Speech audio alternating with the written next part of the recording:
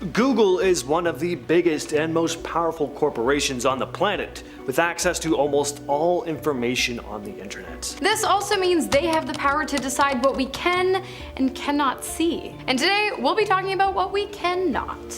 A Russian app called the Smart Voting app was removed from Google Play on September 17th of 2021. Smart Voting was an app created by Alexei Navalny, an anti-corruption activist, lawyer, and eventual political prisoner in Russia, who mysteriously died in 2024 while in prison on extremism charges. He and his team had created the app for Russian voters to pick candidates who had the best chance of defeating those backed by the ruling party, United Russia, which Alexei described as a party of, quote, crooks and thieves. The app was a strategy to consolidate the opposition vote. In September of 2021, though, right before the Russian parliamentary elections, the Russian government demanded that Google remove the Smart Voting app from its Play Store. They threatened to Google with legal consequences and even arrests of local employees if they didn't comply. So, Google caved to their demands and removed the app from the Play Store. Now, a year before Navalny had come out with this app, he was hospitalized after being poisoned by a nerve agent. Then, after being imprisoned on highly suspicious embezzlement charges, the Russian prison service comes out saying that he died after taking a walk and complaining about feeling ill earlier in the morning. Highly suspicious indeed.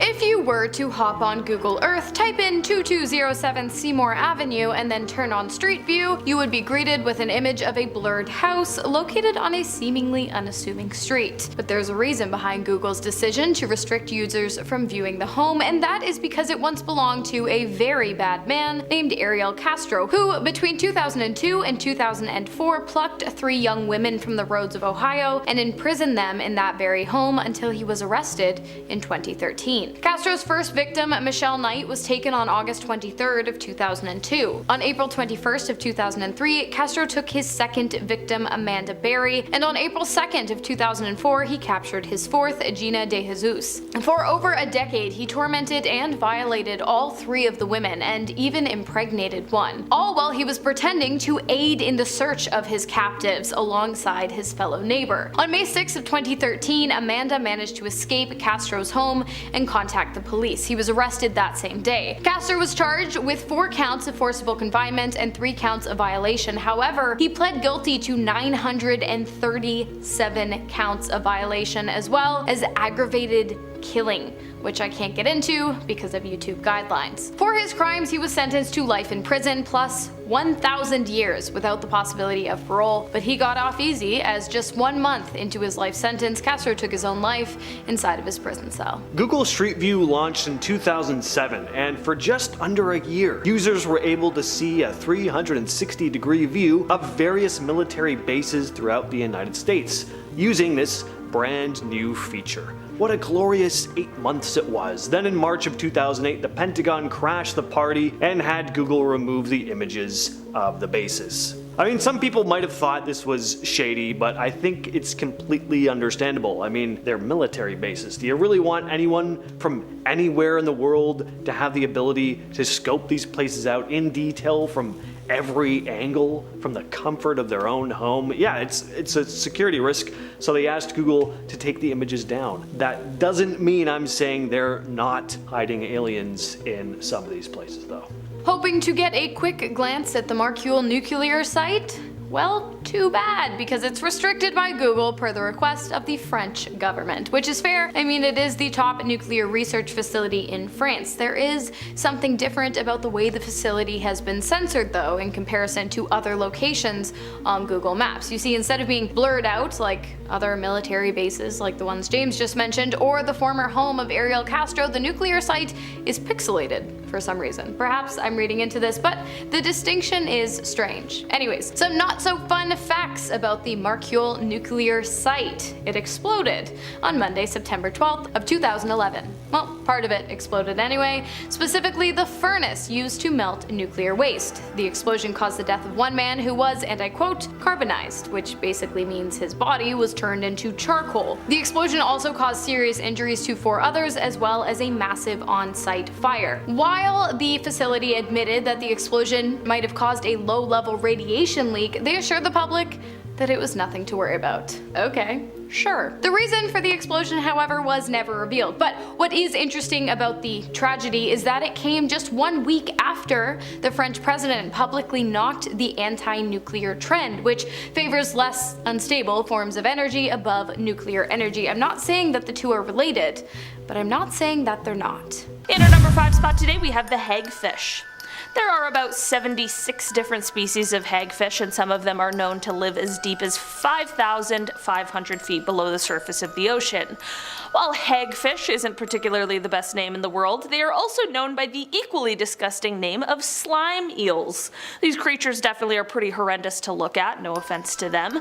Rather than a mouth with a jaw, these strange-looking creatures instead just have a ring of razor-sharp teeth. Really love it.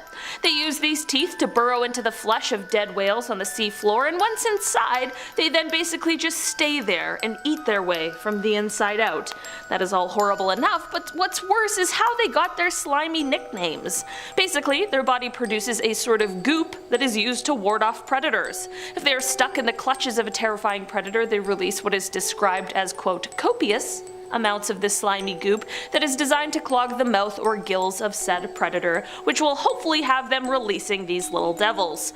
Aside from this defense mechanism, if their slime doesn't work and they find themselves still caught in the grasp of a predator, they can sort of tie themselves into a knot in order to hopefully escape the clutches. All in all, a creepy, slithery little slimy creature with a ring of razors for a mouth. It's just a thing I personally would rather not search up on the web. In our number 4 spot today, we have the wandering black hole.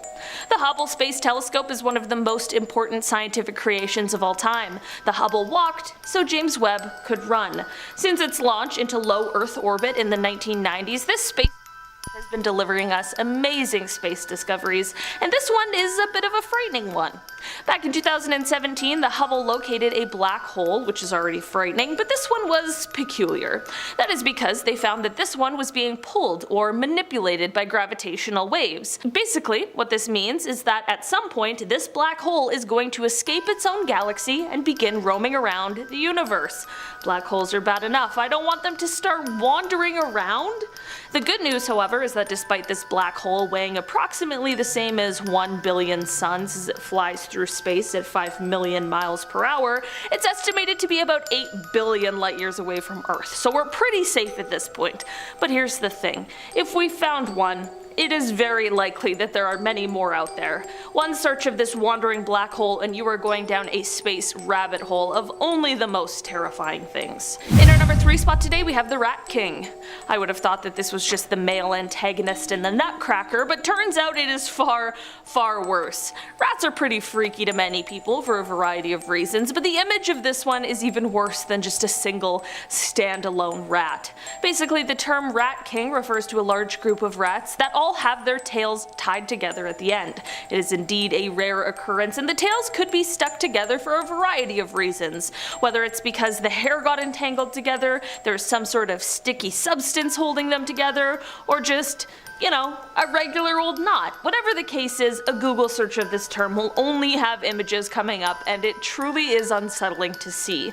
It's obviously sad because no one wants to see an animal in a tricky situation, but also, it's rats. Rats are creepy. A bunch of rats all tied together is extra creepy.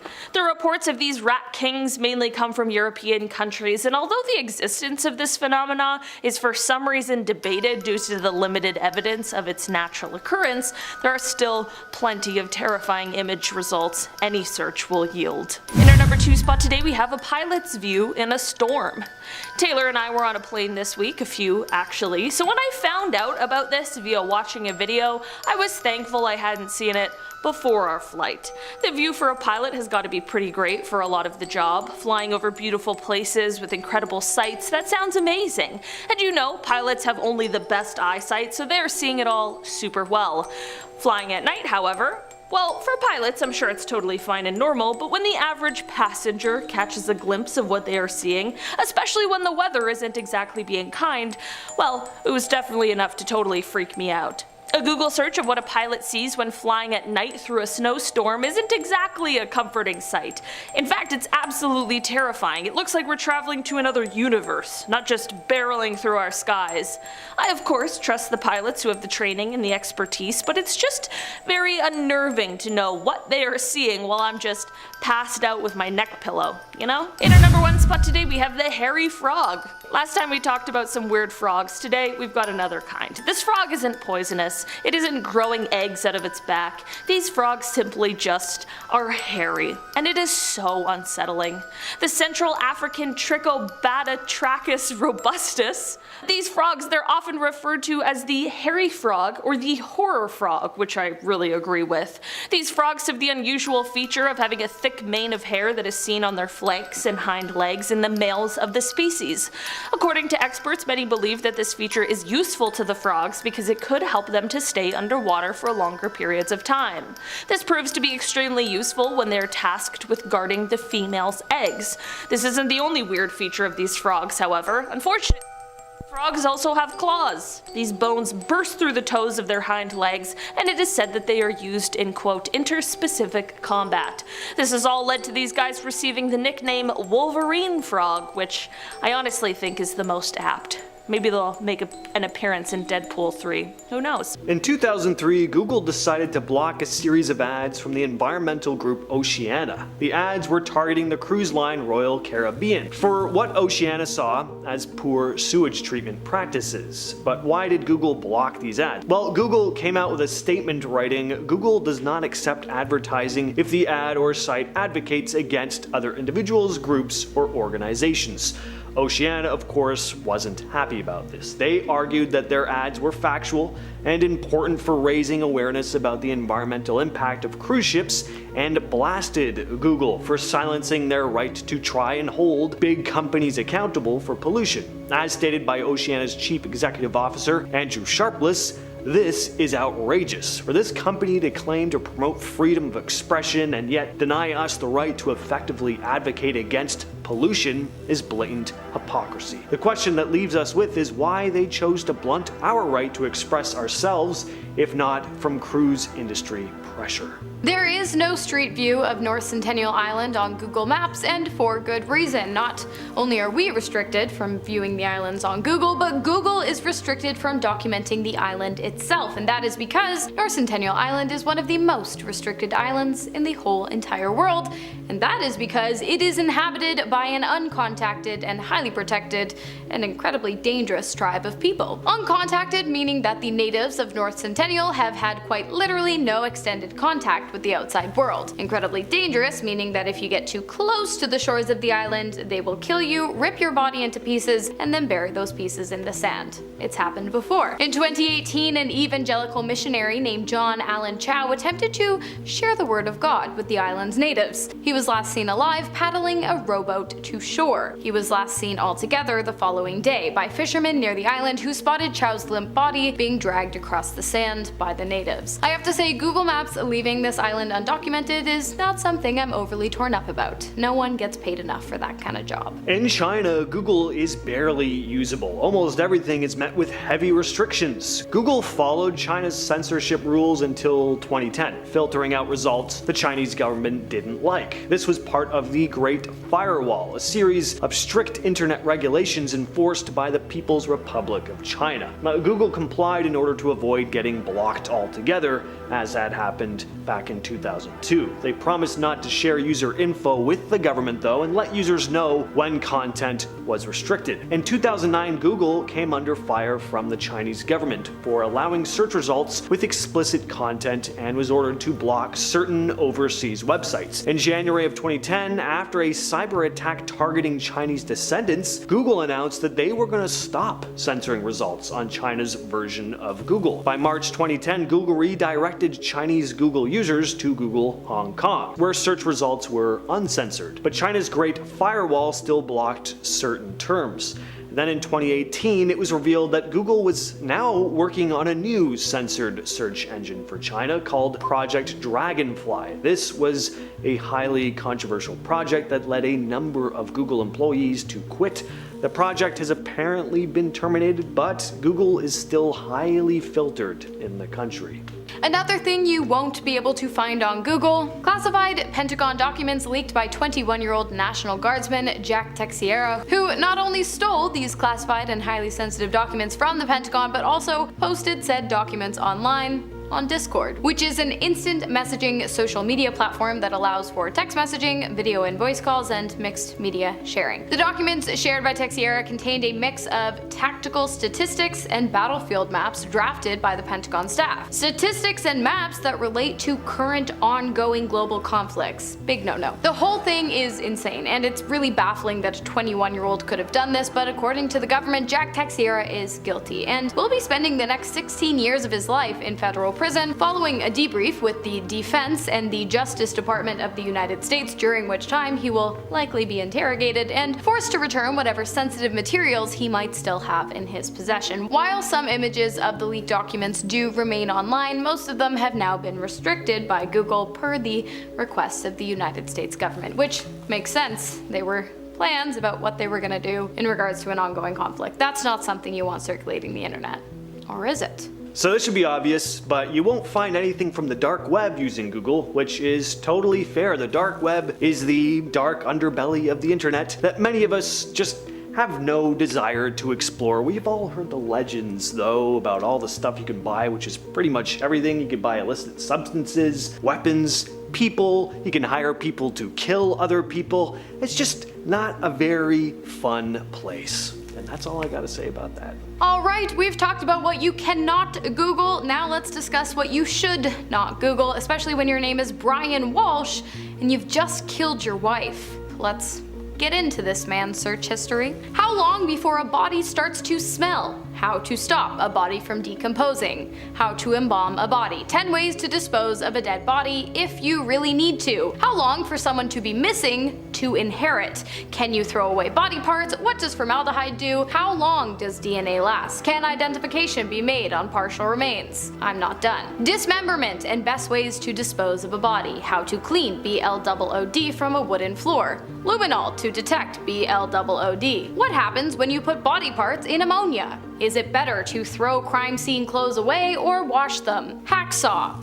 Can you be charged for killing without a body? And can you identify a body with broken teeth? Yeah, he really searched up all of those things. But to make matters even worse, Walsh made every single one of those searches on his son's iPad. Now, the Brian Walsh case is actually an ongoing case. His wife Anna was killed in 2003, so unfortunately I cannot yet say that Brian has been thrown into a cell and that the guards have thrown away the key, but I've got a pretty good feeling we all know how this trial is going to end. Starting off this list, in our number 10 spot, we have Chordodes formosanus. Sure. This is the scientific name for a kind of horsehair worm that has its sights set on the praying mantis. This little parasite, well, not little at all actually, is a type that will pass through a variety of different hosts through its life stages.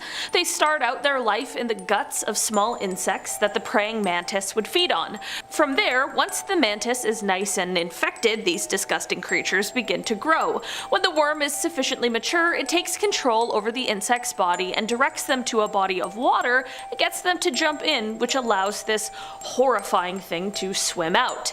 These worms can grow up to 90 centimeters long, which is disgusting, and they are super dangerous to the mantis. That is because when it breaks free in order to go and reproduce itself, it leaves behind a half-empty mantis husk. A search of these guys will have videos and images of these guys coming up, including people dunking praying mantises into water and watching these wiggly guys escape. It honestly made me feel sick to my stomach, so I can't even imagine how the mantis feels.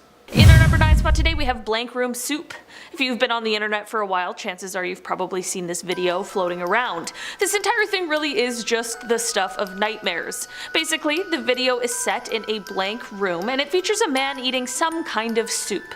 The soup eater has his face censored and it sounds like he is crying while eating this soup, and this is all creepy enough, but there is another totally freaky thing in this video. Basically, there's a guy in dark clothing with a mascot head on who is rubbing this guy's back as he eats the soup. Soon, another guy wearing an identical outfit comes in and does the exact same thing. I realize this sounds very strange as I'm explaining it, but it truly is one of the weirdest things I've ever seen. For years, rumors swirled about this video, some saying it originated on the dark web, and the guy eating soup was being held against his will, and the soup was made out of his own wife. How horrible is that? While we may have a far less sinister answer as to where this video came from, it truly still is chilling to watch. In our number 8 spot today we have vent worms under a microscope. This one is so random, I'm not even sure why you would be googling it, but if I'm being honest, you're definitely better off just not doing that. Hydrothermal vents live on the ocean floor and they are the result of tectonic activity. Through this tectonic activity, as seawater seeps downward through the oceanic crust, it gets really hot and becomes very rich in chemicals. This leads to the water becoming so buoyant that it comes back out of the surface of the sea floor, and that is what is called a hydrothermal vent. The water coming out of the vent is that same super hot, super chemically rich water, and it is an extremely important part of underwater ecosystems. The water from the vent is highly acidic and hot, while the water in the depths of the ocean is slightly basic and freezing cold. There are many different smaller species who come to the vent areas because of the chemicals in the water, as well as the heat, which helps certain types of food sources grow, which they then want to consume. One of these creatures is aptly named the vent worm. These guys are super tiny and they can't really be seen with the naked eye, and we should consider ourselves lucky for that because of what they look like under a microscope. These creatures are fully nightmare inducing with creepy hook-like teeth. I'm just glad they aren't an everyday occurrence in the ocean, cause I would never go swimming again. In our number 7 spot today we have the Australian paralysis tick. Ticks are considered ectoparasites since they wreak havoc on their host from the outside of the body, while most other parasites need to be inside the body. There are of course different kinds of ticks that can transmit diseases such as Lyme disease, but in these kinds of cases the transmission of disease is not actually the tick's goal, which is why today we are talking specifically about the Australian paralysis tick. These ticks purposefully secrete a neurotoxin that causes paralysis. Alright, definitely not good, but this can be especially dangerous depending on the different areas that the tick paralyzes, because it has the ability to paralyze something like the lungs, which of course would be a very bad situation. The good news is that once the tick is removed, the effects of the toxin should wear off completely. I thought when I get the chance to go to Australia, my only worries would be the snakes and the spiders, but I guess I'll just add this tick to the list. Safe to say these creepy crawlies are just one Google search away from sending you down a rabbit hole of the disgusting. In our number 6 spot today we have Vandellia serosa. Vandellia serosa is a very tiny eel-like parasitic fish. Yeah, I guess this is just a parasite list now. This is what happened. I googled one of these guys and then went on a spree. That's why I'm warning you against it. These guys feed on other fish by swimming into their gills, where they then began drinking their blood, which gave them the nickname vampire fish. Vampire fish can also enter the human body through any orifice it finds. Okay? And it will drink human blood as well. They have backwards facing spines, so they will lodge themselves wherever they enter the body. After filling up on their tasty meal, they usually end up passing away there, but they are bloated from eating so much. This means that surgery will be required in order to remove it, and depending on where it ended up, this surgery has varying degrees of difficulty, if you get what I'm saying. Orifices, surgery, it's not good. In our number 5 spot today we have rabies.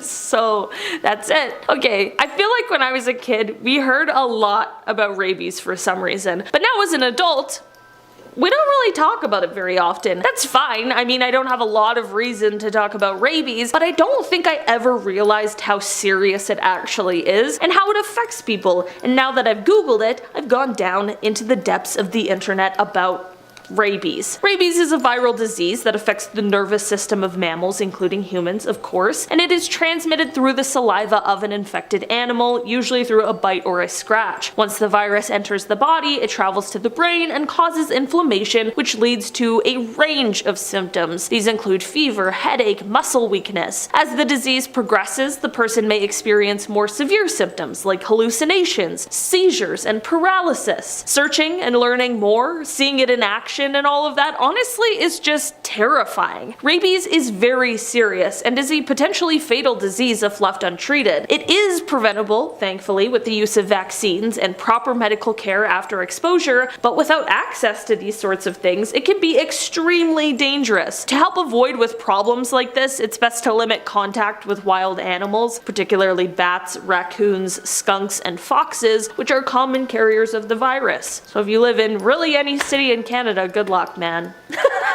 They're just all of them, just around. In our number 4 spot today, we have fatal familial insomnia. Fatal familial insomnia, or FFI, is an extremely rare and fatal genetic disorder that affects the brain. It is inherited in an autosomal dominant manner, which means that an affected person has a 50% chance of passing the disease on to their offspring. The onset of FFI usually occurs somewhere in the middle of life and is characterized by progressive insomnia, which worsens over time and is accompanied by hallucinations, delirium, and eventually dementia. The disease can progress rapidly, with death occurring within a few months to a few years after the onset of symptoms. FFI is caused by a mutation in the PRNP gene, which leads to the formation of an abnormal prion protein in the brain. This protein accumulates and damages brain tissue, leading to the symptoms of FFI. Unfortunately, there is no cure for FFI, and treatment is really limited to just alleviating symptoms. Research into the disease is ongoing, and scientists hope to one day find a cure or a way to prevent the disease from developing. Searching this terrifying and very real disorder can lead you to the terrifying world of prions and all of the horrors that surround them. In our number 3 spot today, we have the Dyatlov Pass incident. Okay, if you want to be a part of one of the most enduring mysteries, then you need to learn about the Dyatlov Pass incident. If you've never heard of it, basically in February of 1959, 9 young Soviet hikers sent out to trek through the Ural Mountains. They had set up a camp, and sometime during the night, something happened that made them cut their way out of the tent and all flee the site. Leaving in such a rush, they were of course underdressed for the bitterly cold weather, and 6 of them ended up passing away from hypothermia, which is extremely tragic. The other 3, however, is where this story takes a very frightening turn. Like I mentioned before, no one knows why they fled the tent in the first place, and the last 3 hikers were found passed away with severe signs of physical trauma that no one could agree on what had caused it. In 2019, the investigation was reopened, and just a couple years ago, there was a conclusion that a kind of avalanche called a slab avalanche was the cause for these injuries. Before you come at me in the comments, I know not everyone is convinced that's what happened, and I don't blame you. Many people don't agree with this quote official conclusion, and when you learn about the nature of the injuries, it really does seem strange. This remains one of those cases that people just can't quite agree on what happened, and learning about it only leaves you with more questions than answers. In our number 2 spot today, we have the Heuerbach monster. This monster is a mysterious creature that has allegedly been sighted in the dense forests of Germany. It is said to be a humanoid creature standing over 7 feet tall with long arms and a muscular build covered in matted fur. Witnesses describe it as having a broad, flat face with glowing eyes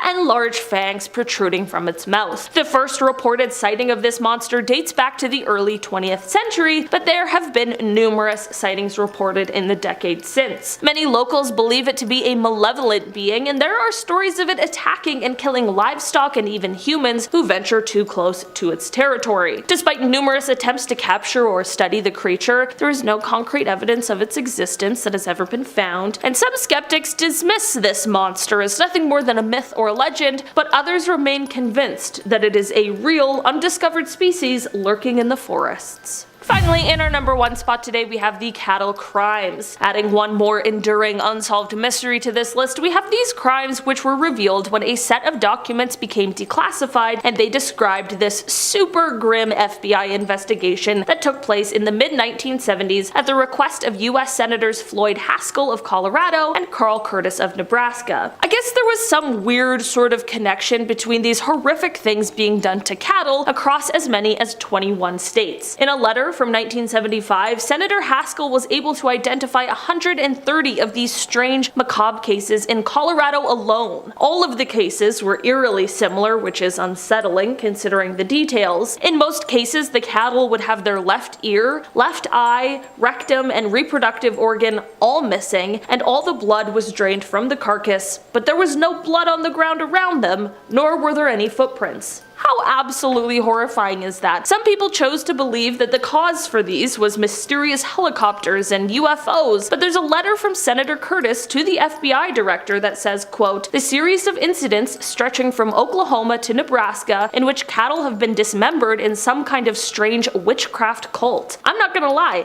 I don't think UFOs or witches did it. It wasn't until 1979 that the FBI was granted jurisdiction to begin investigating these weird happenings, and when they did, they determined that most of the instances were the result of, quote, "normal predator and scavenger activity." And while that answer sounds a little fishy, the documents went forward to reveal that not all of the instances could be accounted for. Also, this idea of it being a completely normal scenario also contradicts reports that say that the techniques used in these horrible instances were, quote, "very professional," and sometimes even referred to as being conducted with surgical precision. I'm sorry, but a wolf or a coyote or a bear or whatever predator you want to say did this, ripping apart its meal isn't exactly a surgically precise operation. No arrests were ever made, and while it was deemed solved, a ton of mystery still surrounds these stories to this day. Starting off this list in our number 10 spot, we have the inside of your stomach. I'm not entirely sure why anyone would want to Google this, but if you're curious about some of your intestinal anatomy, you perhaps are looking for a nicely colored diagram to learn more about what's going on in your own body, but unfortunately, that's not all that comes up on one of these searches. Googling the inside of your stomach will have some image results of, well, the inside of your stomach. What did you think? It's exactly what you asked for, but let me be clear, that is not a sight for everybody. Looking at these images would definitely make quite a few of us sick to our stomachs, unless you're a medical student or a professional, or just know that you can handle the graphic images that might pop up on the screen. This is definitely a search that should just stay out of your history. In our number 9 spot today, we have crime scene photos. There unfortunately are many crime scene photos on the internet that are just one simple search away, but today we are talking about just one, and that is the Nikki Katsouras crash scene photos. In October of 2006, Nikki was 18 and driving her father's Porsche in Lake Forest in California when she unfortunately lost control of the vehicle and crashed. The crash is said to have been extremely gruesome, and like any crime scene, photos were taken of it. Unfortunately, these photos did end up getting leaked through emails, and from there they were posted to and spread on the internet. It has become abundantly clear that Nikki's family does not want people looking at these photos, so other than the fact that something like this is just not safe for life, I think they are making a perfectly reasonable request that definitely should be respected where possible. All this to say, I didn't and won't be Googling any of these photos. In our number 8 spot today, we have the brain-eating amoeba. Naegleria fowleri is more commonly known as the brain-eating amoeba for a pretty fair reason, and this is one of those things that once you learn about it, it can kind of send you down a rabbit hole. Alright, we've all been there. This parasite is single-celled and thrives in warm bodies of water. It can enter the human body when water that contains the amoeba enters the nose. It will then travel from there via the olfactory nerves, and within a few days, symptoms will begin to present themselves. The parasite can cause a brain infection known as meningoencephalitis, which can cause severe brain inflammation. How was that for a one-time, just one shot? Pretty impressive. That's a big word. Symptoms will start with a fever, a headache, some nausea and vomiting, and a stiff neck. Eventually though, the symptoms will progress into lack of attention, loss of balance, seizures, hallucinations.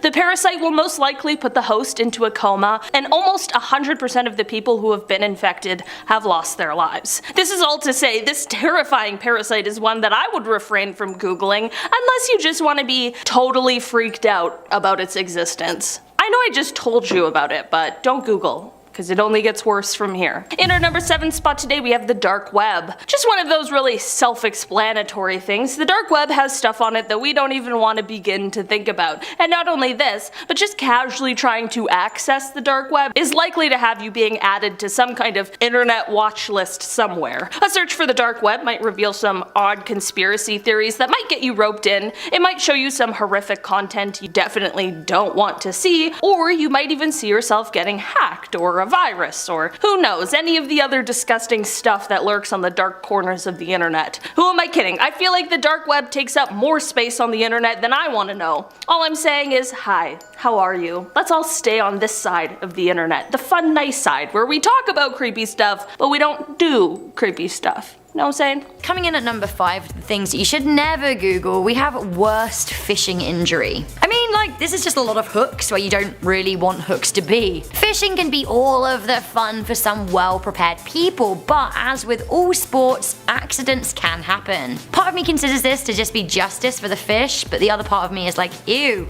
hooks. Hooks in hands, hooks in eyes.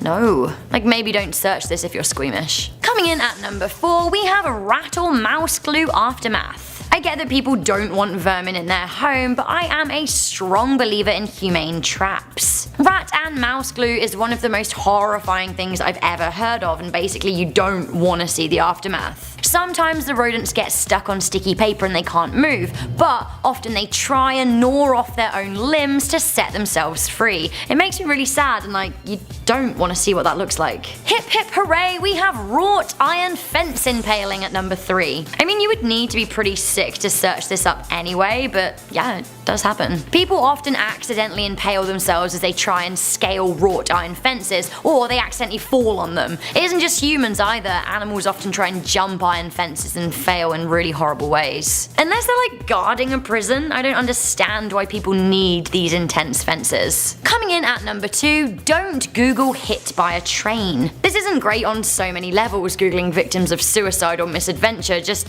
isn't a good time. But I have to say, people squashed by trains really isn't something that you want to see ever. Recently, a man videoed himself getting hit by a commuter train in India as he was trying to take a selfie video. I'd call him an idiot if the footage wasn't so utterly horrifying. Yes, he did survive, but ugh. Finally, coming in at number 1 of the top 10 things you should never Google part 16, we have the Kentucky Klondike Bar. Yeah, I don't know how to explain this, to be honest with you. This is a pretty below board sex act, and do you know what, actually, it's full on depraved, and I don't think that you should ever Google it. Trust me, take my word for it, you don't want to know. Starting off this list in our number 10 spot, we have walking corpse syndrome. Cotard syndrome, also known as walking corpse syndrome, is a rare and severe mental illness that can cause a person to believe that they are dead or do not exist. Individuals with this disorder may also experience delusions of immortality or think that their internal organs have stopped functioning. Basically, those suffering from the syndrome can believe that they don't exist, that they are already dead, or that somehow they have lost all of their organs or other vital fluids. This syndrome can also occur alongside other mental health conditions such as depression, schizophrenia, or bipolar disorder. The causes of this syndrome are not really fully understood, but it is thought to result from abnormalities in brain function and also structure. The treatment for this syndrome typically involves a combination of medication and psychotherapy, and in some really severe cases, hospitalization might also be necessary. Googling this syndrome can definitely send you down a rabbit hole of terrifying things that our brains are capable of doing, and the scary things that they can convince us are real. In our number 9 spot today, we have spontaneous human combustion. Alright, spontaneous human combustion. Exactly what it sounds like. It is a phenomenon where a human body can seemingly suddenly burst into flames without an external source of ignition. Okay? Just add that to the list of things that you should just be terrified of, I guess. Despite numerous reports of such incidents throughout history, the scientific community remains pretty skeptical about the existence of this phenomenon, but there is some very interesting and horrifying evidence. Some theories suggest that certain chemical reactions within the body could lead to the ignition of flammable gases produced by the digestive system. Others believe that external factors such as cigarettes or alcohol consumption may have been involved in the reported cases. While spontaneous human combustion remains a mystery, it continues to fascinate and intrigue intrigue scientists and medical professionals and just the general public alike, because it is a horrible thought. If it really does exist, it's basically just a game of waiting and hoping not.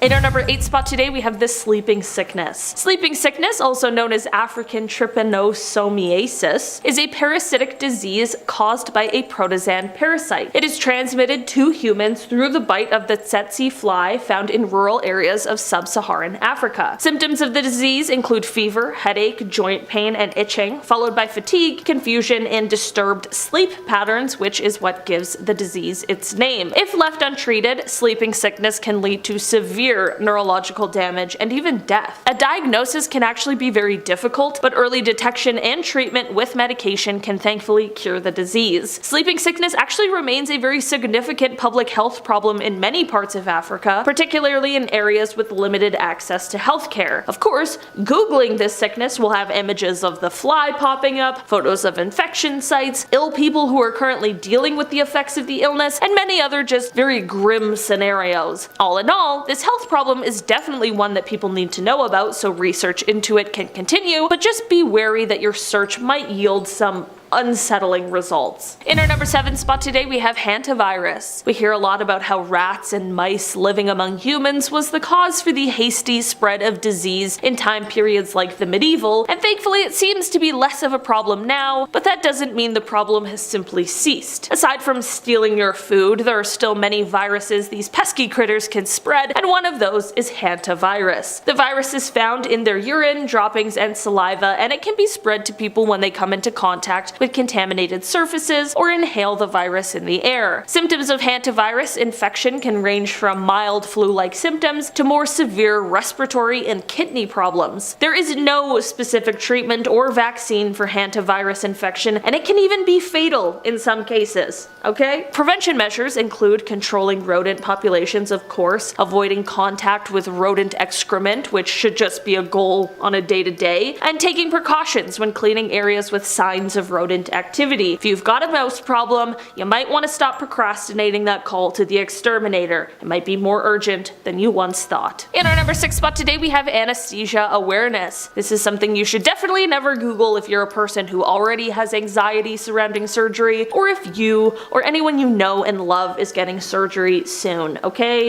You don't want to hear about it. Anesthesia awareness, also known as unintended intraoperative awareness, is a rare but very distressing complication of general anesthesia. It occurs when a patient is aware of their surroundings in the surgical procedure being performed on them, despite being given medication to render them unconscious and unaware. Like, your body is asleep, but your mind is very, very awake. Anesthesia awareness can cause significant psychological trauma and may result in long-term mental health issues such as PTSD. Patients who experience this phenomenon may report feelings of panic, helplessness, and even pain during surgery. Although the incidence of anesthesia awareness is very low, estimated to occur in less than 1% of all surgeries, it remains a concern for both patients and healthcare providers. Various risk factors have been identified, such as the use of muscle relaxants, inadequate dosing of the anesthesia, and just different medical conditions. There are thankfully preventative measures in place to try and avoid this type of scenario, and you can absolutely chat with your doctor if you're worried about this sort of thing, but at the end of the day, just knowing about it is enough to give me chills. Picture a happy cicada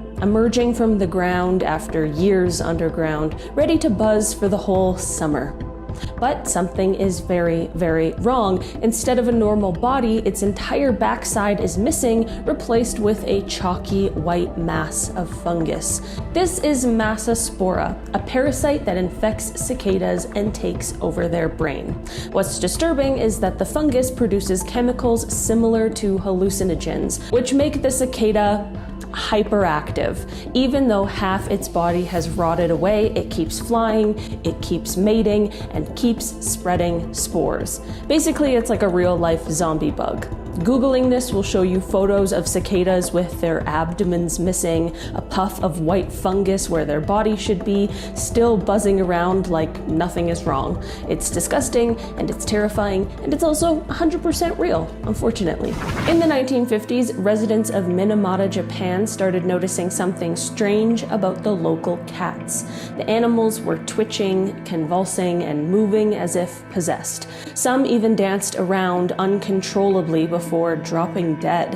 At first, people thought it was just odd cat behavior, but soon humans started showing similar symptoms: tremors, slurred speech, hallucinations, and in severe cases, death. The cause was later discovered to be mercury poisoning from industrial waste dumped into the bay. The mercury built up in the fish, the cats ate the fish, and the people, they ate both. Googling this pulls up haunting images of sick cats and later tragic photographs of Minamata disease victims. It's disturbing not just because of the symptoms, but because it's a chilling reminder of what happens when pollution spirals out of control. If you've been around here for a while, you might know that I absolutely do not like spiders, so this is a fact that makes me feel itchy. Imagine looking up at the sky and seeing hundreds of spiders falling on top of you.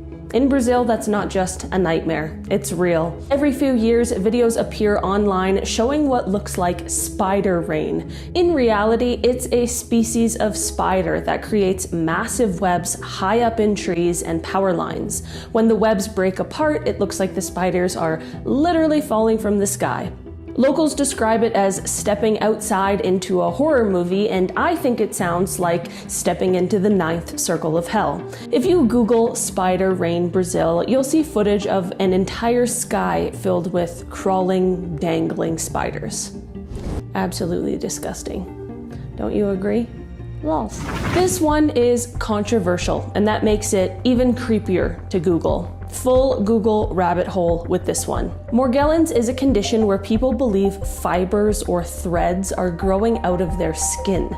Patients describe feeling constant crawling sensations like bugs under the skin, and they often collect strange fibers that they say come from their bodies. The medical community is split. Some doctors argue it's a form of delusional parasitosis, while others say environmental contamination or unknown infections might be involved. Googling Morgellons brings up disturbing close-up images of skin lesions filled with colored threads. Whether it's a psychiatric disorder, a medical mystery, or something else, the photos alone are enough to keep you up at night.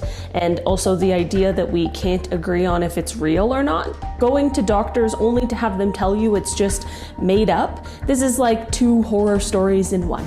Here's a disturbing one that doesn't involve diseases or parasites, thankfully, but it's unsettling in a completely different way. In Gabon, Africa, scientists discovered something unbelievable: a series of natural nuclear reactors. 2 billion years ago, uranium deposits in the ground went through natural fission, creating self-sustaining nuclear reactions. For hundreds of thousands of years, these reactors released radiation underground, all without human involvement.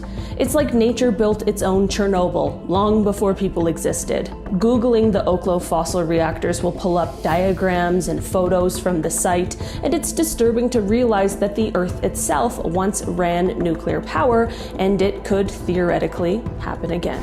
In our number 6 spot today, we have calculus bridge. At first, I thought this was just like a terrifying math problem or something, but as it turns out, it really is just a dentist's nightmare. In the dental world, the word calculus means something very different. Basically, what dental calculus is, when you don't properly brush or floss dental plaque away, it can combine with the minerals that are in your saliva and eventually turn into calculus. While regular plaque can be brushed away, you definitely need professional help in order to get rid of calculus. Now, calculus bridge is like a step up from regular calculus. According to Doctor of Dental Surgery Gary Schlotterer, quote, "A calculus calculus bridge occurs when tartar or calculus builds up so much that it connects with the adjacent teeth and forms a solid bridge of deposits. You can visually see this bridge due to its brown or tan color along the edge of the teeth by the gum line, but of course, when we Google this term, images is only going to show us some of the most severe cases, which can see the bridge extending into the gum line or further along the surface of the teeth. Unless you're particularly interested in dental hygienics, this might be a good search to just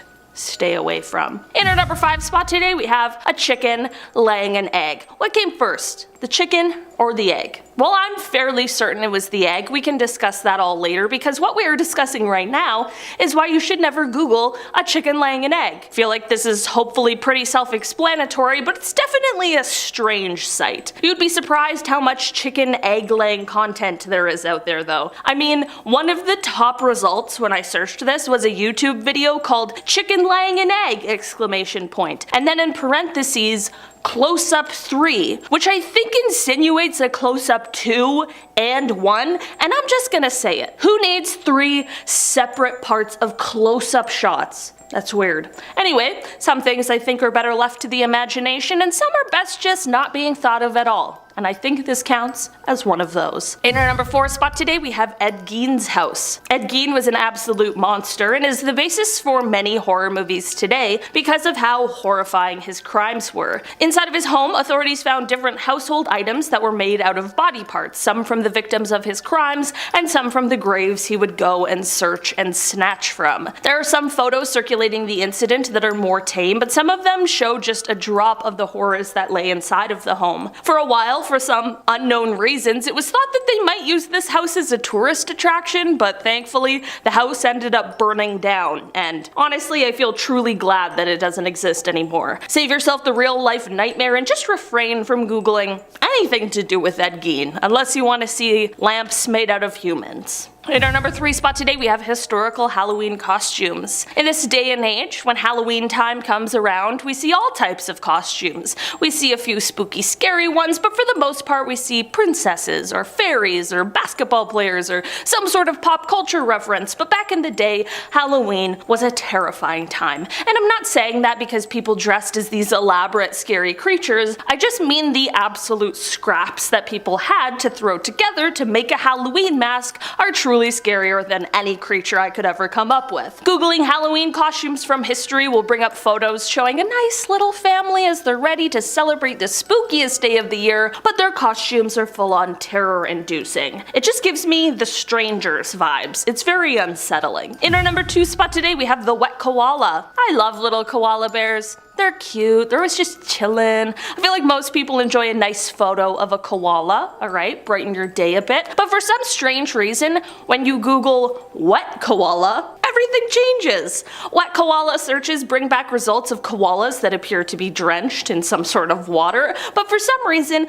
in all of these photos, the demeanor of the koala has changed. These wet koalas are not the nice, kind, cuddly, adorable ones I thought I knew, and instead are these angry, menacing, teeth-bearing ones that I really never expected to see. Okay, as it turns out, the teeth-bearing one is actually all thanks to Photoshop, but I still stand by my original point. That Photoshop job really made me think of koalas in a different light, and the original photos they used to Photoshop still don't have the koalas looking too happy. Maybe they just aren't fans of the rain, I don't know. In our number 1 spot today, we have eyelashes. In the last part of this video series, we talked about Googling your pillow under a microscope, and now we are talking about Googling your eyelashes under a microscope. Our eyelashes help keep our eyes clean, and the stray ones give us wishes, and they seem like harmless, little easygoing hairs, right?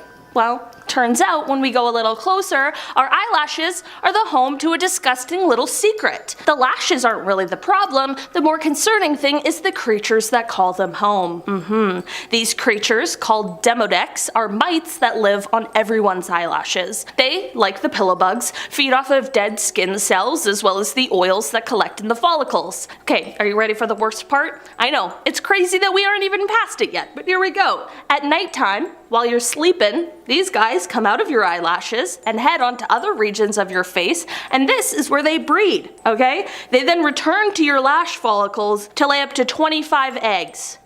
Yeah, I don't know. I woke up like just a couple hours ago and I'm still trying to recover from what just happened to me. All right? I don't like it. I don't like it. Wash your face, wash your eyelashes, and get out of here. All right? That's it. We're done. In 2017, sewer workers in London made a disgusting discovery that still haunts people today. Deep in the sewers, they found a massive fatberg. A solid, rock-like mass made of congealed fat, cooking grease, diapers, wipes, and whatever else people flushed down the drain. This one weighed 130 tons and stretched the length of 2 football fields. Breaking it down took weeks of manual labor, and the descriptions from workers are stomach-turning. Googling London fatberg brings up photos of what looks like a giant, pulsating blob of waste stuck in the sewers. It's disturbing because it's not fiction, it's the reality of what happens under our cities when we treat the sewer system like a trash can. I feel like any person who had to deal with that deserves early retirement. Honey is supposed to be sweet and harmless, but not all honey is safe. In parts of Nepal and Turkey, bees feed on a kind of flower that contains a natural neurotoxin. The honey they produce is called mad honey. It looks normal, but eat too much, and you experience dizziness, hallucinations, vomiting, and even heart failure. Historically, armies used mad honey to poison enemies. Today, certain thrill seekers still try it for its psychoactive effects, but cases of poisoning are well documented. Googling mad honey poisoning will show you people collapsed after consuming it, as well as locals scaling dangerous cliffs to harvest this deadly honey. The coconut crab is the largest land crab on Earth, weighing up to 9 pounds with claws strong enough to crack coconuts. But what really disturbs people is its diet. These crabs are opportunistic predators and scavengers, and there are documented cases of them hunting and eating live birds. One set of photos shows a coconut crab climbing a tree, snatching a seabird, and dragging it back down to devour it. If you Google this, you'll see the unsettling sight of a giant crab tearing apart a bird with its claws. Is it the worst thing ever in the world? Probably not, but it is deeply, deeply unsettling. This one sounds like a bad horror story, but it's very real. The tongue-eating louse is a parasitic isopod that spends its life inside a fish's mouth. It starts by swimming into the gills of the fish and then latching onto the base of the tongue. At first, it just feeds on the fish's blood, slowly draining the tongue of circulation. Over time, the tongue withers away completely. That's when the louse does something almost unbelievable. It physically takes the place of the missing tongue. The parasite attaches itself to the muscles in the mouth and basically becomes a working replacement.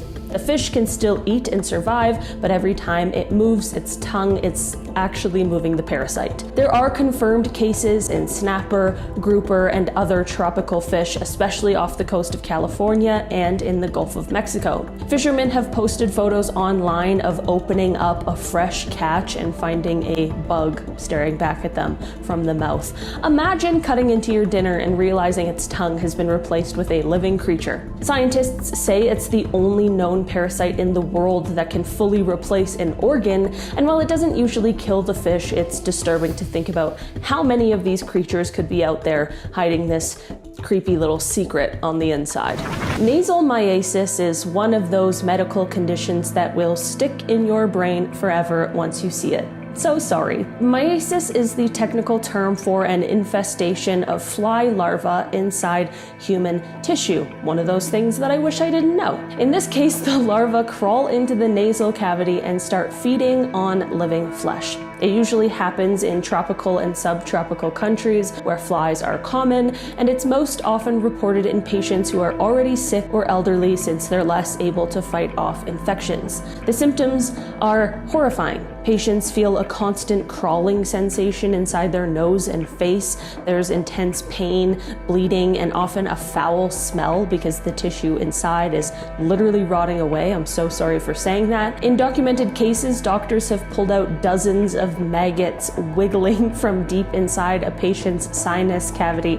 I'm laughing because I'm uncomfortable. In the most extreme situations, the larvae don't stop at the nose. They can migrate into the sinuses, the eyes, and even the brain. That's when nasal myiasis can turn deadly. Medical journals contain photos and surgical footage of these removals, and they are not for the faint of heart. If you Google it, you'll see doctors holding tweezers and pulling out clusters of live maggots that look like something out of a horror movie. Starting off in our number 10 spot, we have guinea worm disease. This is a neglected tropical disease that is caused by a parasite, and it really is just terrible. This disease unfortunately affects poor communities, especially in remote areas of the world that do not have water that is safe to drink. Basically, what happens with this disease is a person will become infected after drinking water containing the water fleas that are infected with the larva of the guinea worm. That already sounds terrible to me, but it does get worse. The worms will then penetrate the digestive tract and stay here while they grow to size. Okay, even worse. But it keeps going. About a year later, these horrible creatures will then migrate to a spot where they want to exit, normally somewhere on a lower limb. From here, they will create a very painful blister on the skin, which will eventually burst into an excruciatingly painful open wound. From here, the real nightmare starts, because not only is the pain terrible, but it will last for several weeks, while a long, sometimes up to 1 meter, string-like worm will slowly crawl out of this wound. It honestly makes me sick thinking about it. This process can have a person totally unable to really move for around 3 to 10 weeks it takes for the worm to leave the body. This is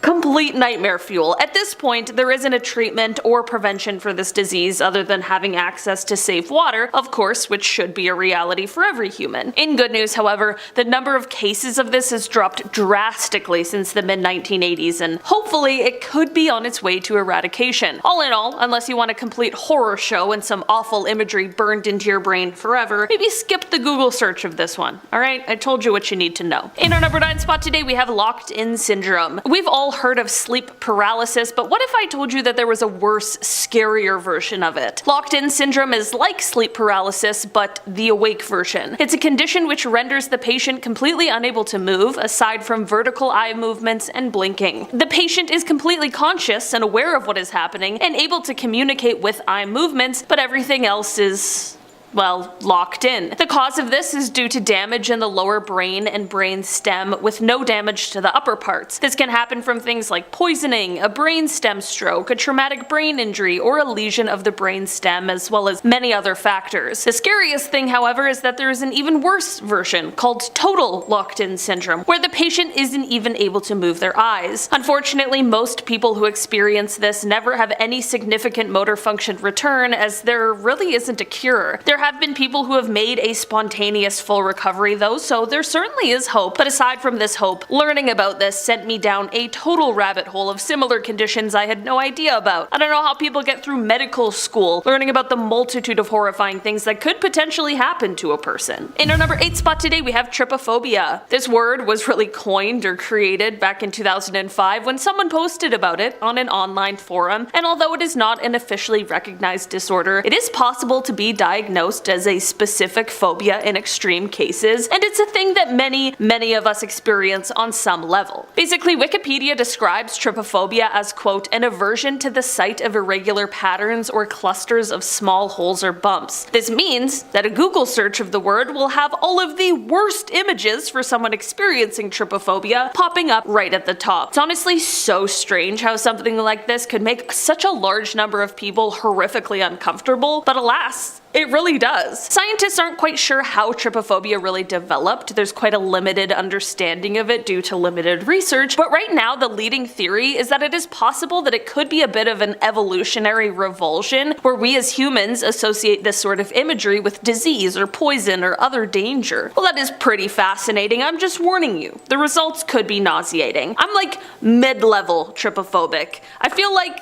I experience mild discomfort seeing these images, but I know for some people it's full-blown horror. If you're a trypophobe though, you might want to skip this next point. In our number 7 spot today, we have the Suriname toad birth. Okay, so these little toads. Suriname toads are these flat, leaf-looking amphibians from South America, and they find their home in the rainforests of the area. That is all fine. Frogs are kinda cute.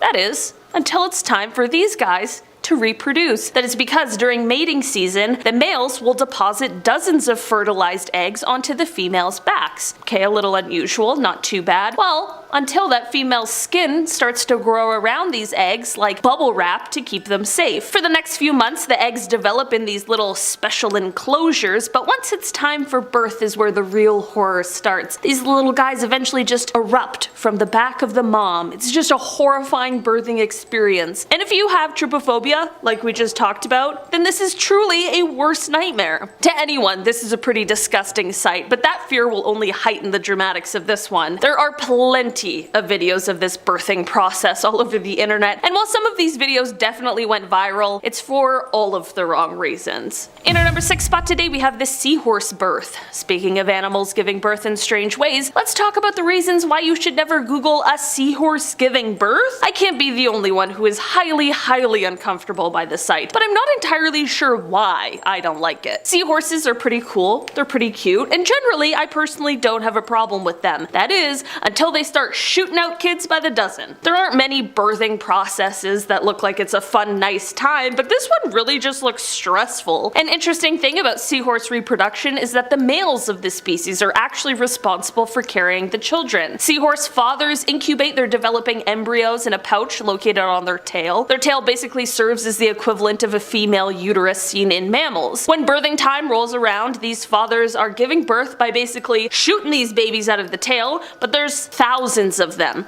It looks like the seahorse is having contractions or maybe something similar. Definitely not a scientist, but with every contraction, thousands of tiny little baby seahorses pop out, and while the miracle of life is a beautiful process, it also leaves me feeling really uncomfortable. Super happy for the new dad and all, just don't want to be flooded with seahorse birthing videos, personally. In our number 5 spot today, we have epidermolysis bullosa. With every part of this series, I learn about one more thing I didn't know I needed to be afraid of, and this is one of those things. This skin condition is quite a rare one, and it is one that affects the skin. It causes the skin to be extremely fragile and often blistering. These blisters can occur from the simplest things like minor injuries, even from just rubbing or scratching. There are even some more severe cases where this blistering can occur inside of the body, like on the inside of the mouth or even the inside of the stomach, which sounds so awful. This is something that is inherited, and while you normally can tell soon after birth, sometimes symptoms don't present themselves until teenage or young adult years. Symptoms include things like fragile skin that blisters easily, especially on the palms and feet, nails that are thick or unformed, scalp blistering and hair loss, skin that looks thin, and dental problems such as tooth decay. Unfortunately, there is not a cure for this skin condition, and treatment just focuses on healing present blisters and trying to prevent new ones. All in all, this sounds like a really painful thing for those who have to deal with it, and googling this term will have some really graphic and sometimes even gory photos coming up, which is exactly why it's a term that is best to stay away from when it comes to the search bar. Being informed is great. Seeing horrifying images, well, less great, for sure. In our number 4 spot today, we have the wandering black hole. The James Webb Telescope is one of the most exciting space tools of all time, and it has already revealed some incredible information and photos to us in its debut year. But in order to fully feel how incredible these things are, we have to remember where we came from. The James Webb was preceded by the infamous Hubble Space Telescope. The Hubble walked so James Webb could run. Since its launch into low Earth orbit in the 1990s, this space telescope has been delivering us amazing space discoveries, and this one is a bit of a frightening one. Back in 2017, the Hubble located a black hole, which is already frightening, but this one was peculiar. That is because they found out that this one was being pulled or manipulated by gravitational waves. Basically what this means is that at some point, this black hole is going to escape its own galaxy and begin roaming the universe. Black holes are bad enough. I don't want them to start wandering around. Turns out, however, that this really is a possibility, and it's happened in more than this one instance. Googling these wandering black holes is sure to send anyone into a doomsday spin. The good news, however, is that despite this black hole weighing approximately the same as 1 billion suns as it flies through space at 5 million miles per hour, it's estimated to be about 8 billion light years from Earth, so at this point, we're pretty safe. In our number 3 spot today, we have the Amazonian giant centipede. These centipedes are the largest centipede species in the world, with the ability to grow over a foot. These gross things will prey on basically anything they can, which includes other large insects, spiders, millipedes, scorpions, even tarantulas. But because they're so huge, it also includes small lizards, frogs, snakes, mice, and even bats. They have crazy hunting techniques for the largest of their prey, and have been known to climb on the ceiling of caves in order to get the bats, which is both incredible and very scary. These things are also venomous, and while it hasn't been a common occurrence for humans to die from a bite, there is one recorded incident that took place in 2014. This incident happened in Venezuela, and a person passed away after being bitten by one of these giant centipedes after it had hidden itself in an empty soda can. There are a lot of dangerous things crawling around on the forest floor of the Amazon, but this one might take the cake on the most disgusting looking. In our number 2 spot today, we have invisible fire. A lot of these horrible searches are horrible because of the images that the search will reveal, but for this one, the issue with it is the fact that you can't see it. Invisible fires are actually ethanol fires. These are the fires that are created by alcohol, even the kinds we drink, and motor fuel as well, which is why they can be quite an issue for race car drivers and crews. Ethanol burns blue and smokeless, but these blue flames can be virtually invisible to the naked eye. This provides an incredibly huge obstacle, obviously. We now know how dangerous and deadly fires can be, so how do we fight something that is dangerous and deadly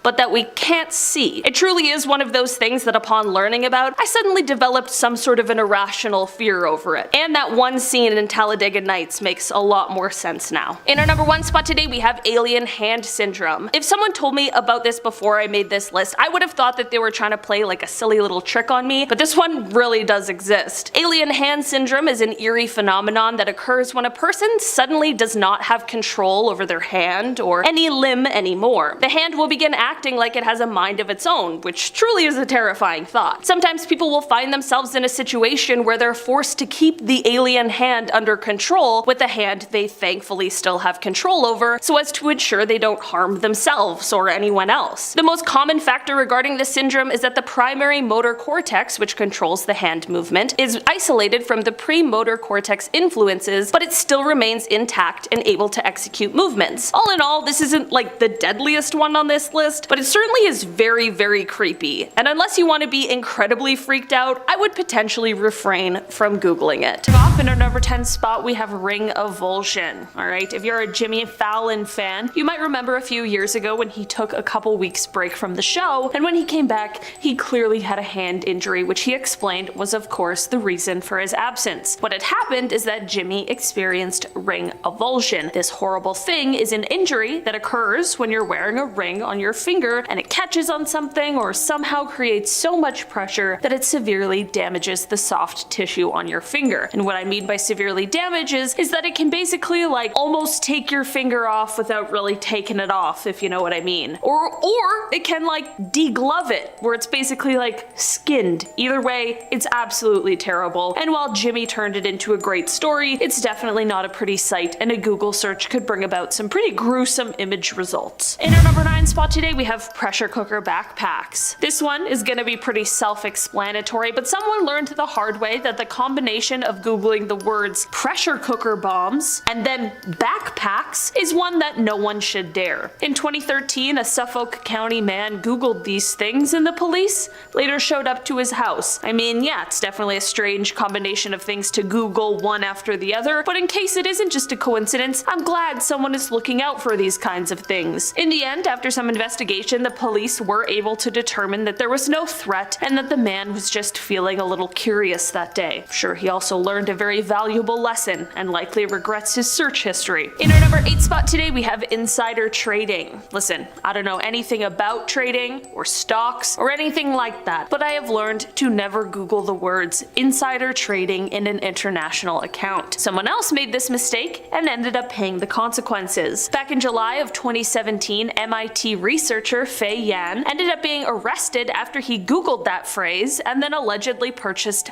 a bunch of stock. The arresting charges were 3 counts of fraud because federal prosecutors claimed that this stock that was purchased made him $120,000 in illegal profits. Apparently, this guy was using information that was obtained through his spouse's job, which gave illegal insight into certain trading options in order to make these trades, but not before Googling how to avoid law enforcement while doing it, and a bunch of other things that created quite a clear timeline for authorities during the investigation. I guess this search is okay should you not be planning to follow through on the illegal insider trading, but it's probably best just not to Google it at all, just to be as safe as possible. You don't want the police showing up at your door like the other guy. In our number 7 spot today, we have the FDA Defect Levels Handbook. Each year, the Food and Drug Administration, the FDA, they release a report that details something that, honestly, I want to remain blissfully ignorant about. This report details what the maximum levels of different horrible things are that are legally allowed to be in the food that we all eat. What I mean by horrible things is stuff like rodent hairs, maggots, you know, stuff you really don't want in your food at all, because what in the actual world that's horrible? For your own sanity, this is a good search to stay away from, but if you're one of the people who is just way too curious to stay away from it, just remember that I tried to warn you. I mean, personally,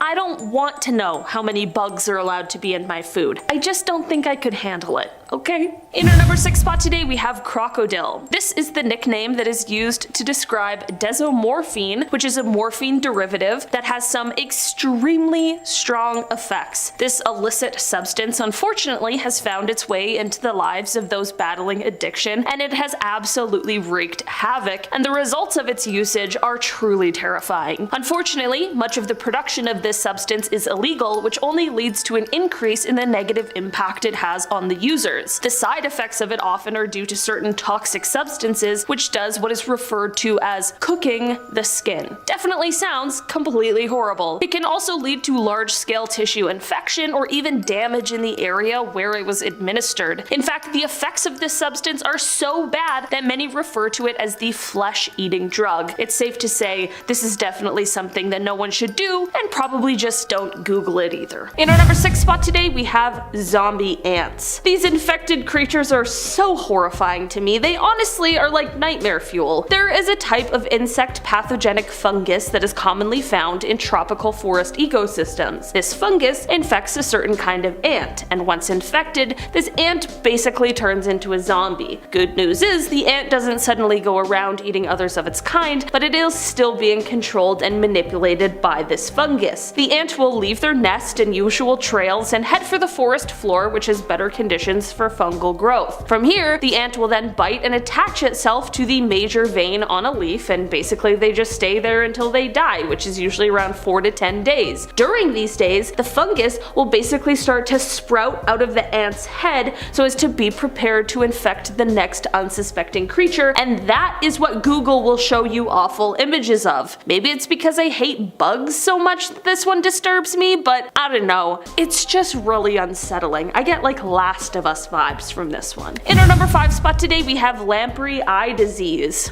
I'll be totally honest and upfront with you. This is something that is not real and instead was a classic internet hoax, but that doesn't mean it wasn't based on a real thing, and it also doesn't mean that the very unsettling photoshopped photos of it aren't completely upsetting imagery. Basically, a lamprey is a real water-bound parasite fish that has ancient lineage here on Earth, and they also have the creepiest looking head in the world. So the people of the internet decided to create and spread news of this fake disease inspired by the real creature's weird head, and thus lamprey disease was born. And in my opinion, lamprey eye disease was the worst of all of the lamprey options. It's exactly what it sounds like, and basically a search of lamprey eye disease will reveal images of a person whose eye has been photoshopped to appear like the head of that parasite. While I can rest easy knowing I'll never experience this in real life, there are some images that just should never exist, whether photoshopped or not. In our number 4 spot today, we have the 80s Kleenex commercial. There is a legend that suggests there is actually a curse surrounding this really weird and creepy Kleenex commercial that aired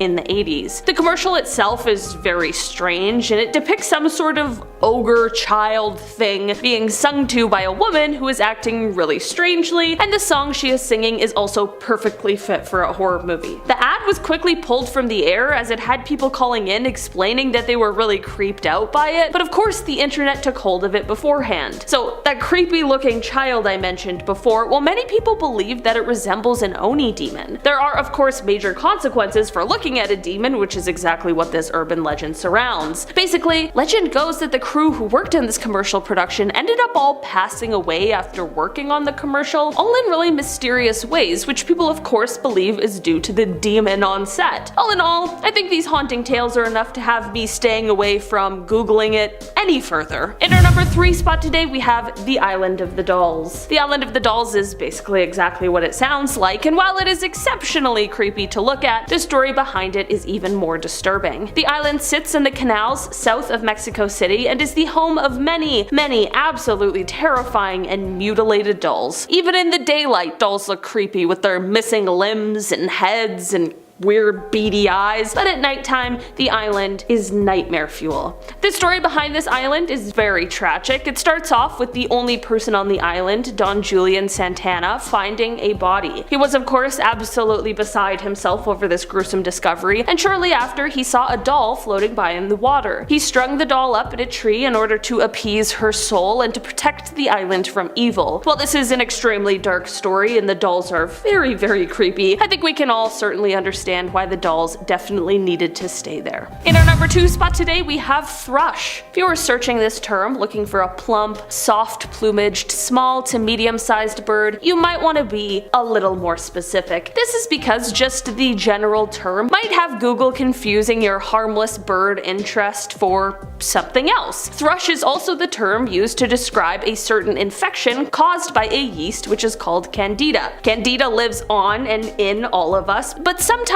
there can be a change that causes it to multiply, and this can cause an infection and an overgrowth. Thrush is seen when the fungal growth takes over the mouth, throat, or esophagus, and while this is not something that is uncommon at all, it definitely can be a bit surprising when you expected a cute little bird and instead got images of someone's esophagus. This is one Google search that you definitely need to be clear about what you're searching for, because who knows what results might show up. In our number 1 spot today, we have your symptoms. It really is the classic tale. You start having symptoms, whether common ones or not, and you take to the search bar to input those symptoms, hoping for some kind of an answer or perhaps a home remedy, and boom, you are met with the news. Your symptoms could only mean one thing: a rare terminal illness. I swear, according to Google, that is the answer every time, and to be honest, this could be quite dangerous in a multitude of ways. Firstly, the panic. It's always best not to send yourself into a downward spiral for no reason, and it is definitely true that a Google search is not the same as a real doctor visit. Now, I totally know that a doctor visit isn't always accessible to everyone, and sometimes we do have to rely on a bit of our own research to carry us through, but be wary of the results. Don't get too spooked at what you see come back, but if you do happen to get worried, it's always good to get a second opinion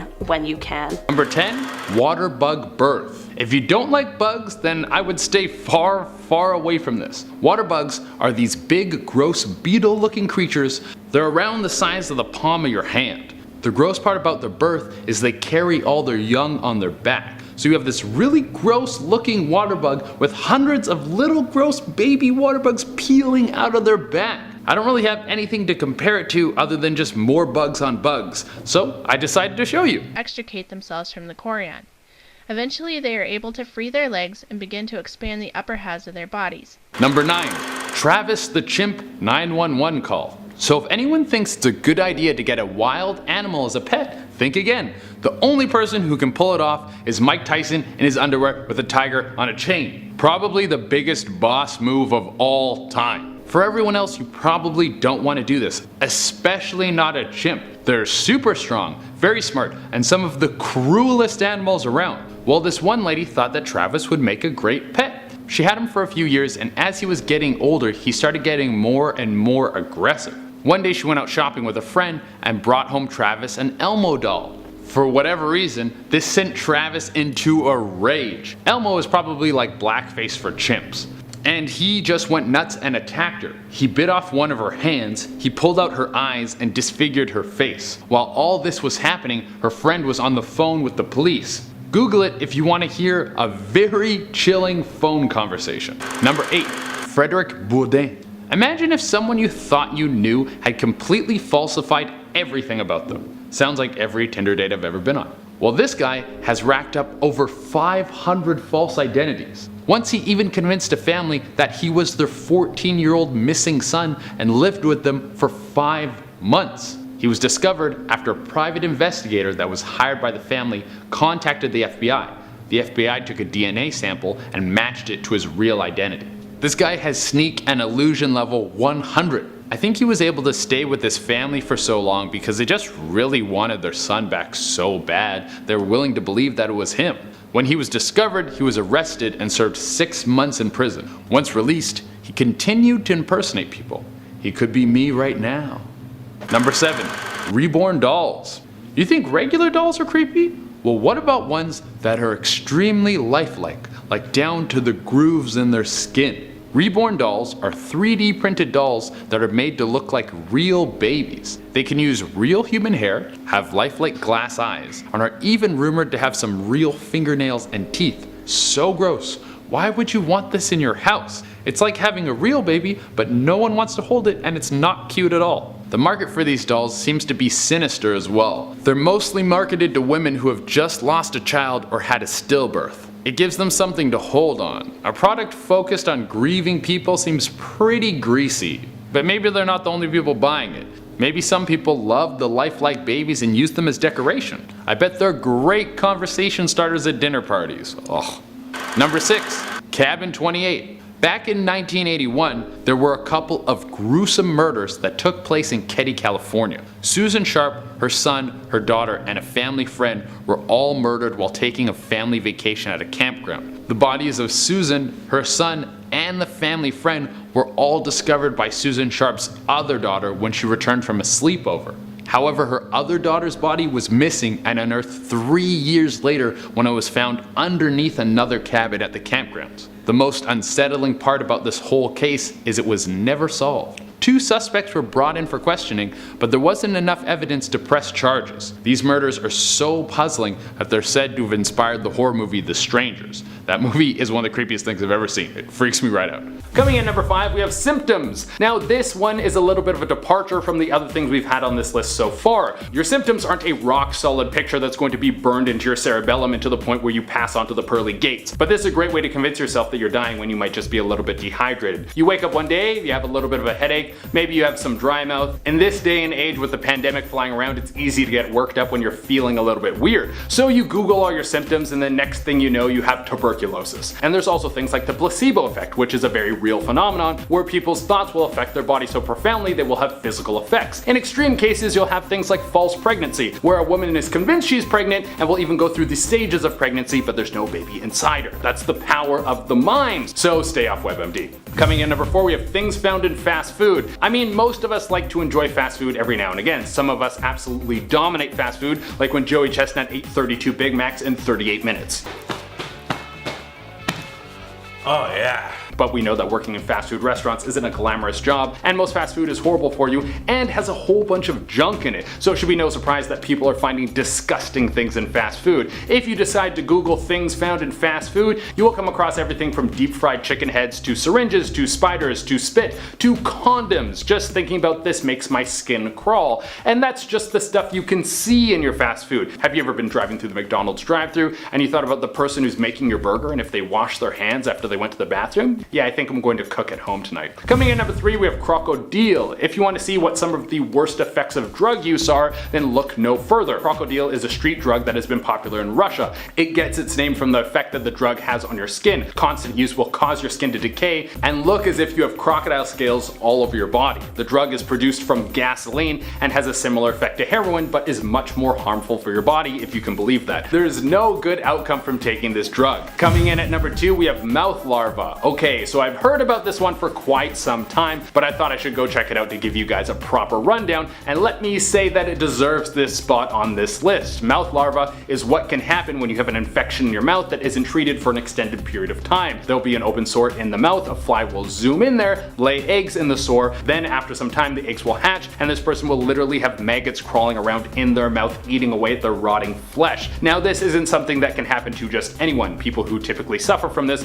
will have intense schizophrenia and are unaware that they even have bugs crawling around in their mouth. And in order for this to even start, you have to have an untreated open wound for an extremely long period of time. But just take my word for this when I say you don't need to see this, because it's more disgusting than all the Saw movies combined, sprinkled with a little bit of Human Centipede. And coming into the number one spot, we have anything to do with bombs. I hope that none of the people watching this video have a hobby that involves mixing certain chemicals and crafting homemade explosives, but there is a multitude of reasons why you shouldn't search anything to do with bombs. Firstly, don't build a bomb. Chances are you're going to blow up your own house. And please don't go around trying to hurt people. If you feel the need to do something like that, please find someone to talk to, because there is a ton of help that you can get from people before you make a bomb. On top of that, if you start getting too into this strange world, you are going to be on every CIA and FBI watch list. They are going to catalog everything you do, and if you make this slightest wrong step, there's a good chance that you'll be behind bars for a very long time. List in our number 10 spot, we have bot fly removal. Okay, we're starting off strong. Taylor and I used to watch this vet show a lot, and there were a lot of these on there, and let me tell you, it is not for everyone. If you're a fan of things like Dr. Pimple Popper, you might be able to stomach this one, but should that not be up your alley, this is a Google search to definitely stay away from. Bot flies are these pesky little flies that like to lay their egg in a host. The host, which can be human or animal, will have to deal with a horrifying fat flesh-eating bot fly maggot, which will later need to be removed from your skin. It is horrible. People will go to the doctor or take their animal to the vet because they noticed a strange bump. Little do they know there is actually an entire maggot living in their skin. It's honestly disgusting. Just the thought of it gives me chills. But there is relief at the end, which is always good. It's honestly just surprising to see the damage that these creatures leave behind. But you'll thank me later if you just don't Google it. It's one image I'll never be able to erase from my mind. In our number 9 spot today, we have the Viktor Sayenko video. Viktor is just one part of a group that is responsible for a string of in Ukraine that took place in June and July of 2007. In the end, he was charged with 29 separate incidents, 21 of which were and the rest were incidents where the victims thankfully survived the horrendous attacks. Aside from just how extremely terrible this entire thing is, the case gained a certain notoriety because of the fact that there was actually a recording of one of these crimes that was leaked and found its way onto the internet. That is because the people committing these acts had intended to sell the videos of them being done, which is thought to have been the biggest motivation for the crimes. In the end, Viktor was found guilty of all of these crimes and is currently serving a life sentence, but that video still lurks out there unfortunately on the internet, and I think it definitely goes without saying that this is something that is just not safe for life. In our number 8 spot today, we have pillows under a microscope. This one may seem a little specific, but just you wait. Pillows are the thing we rest our weary heads on every night to get our 8 hours. Who am I kidding? Most of us are getting what? 4? Regardless of whoever sleeps the most or the least, our pillows all are going to be looking a little similar. The pillow seems so inviting, so warm, so cozy, it's a safe place, right?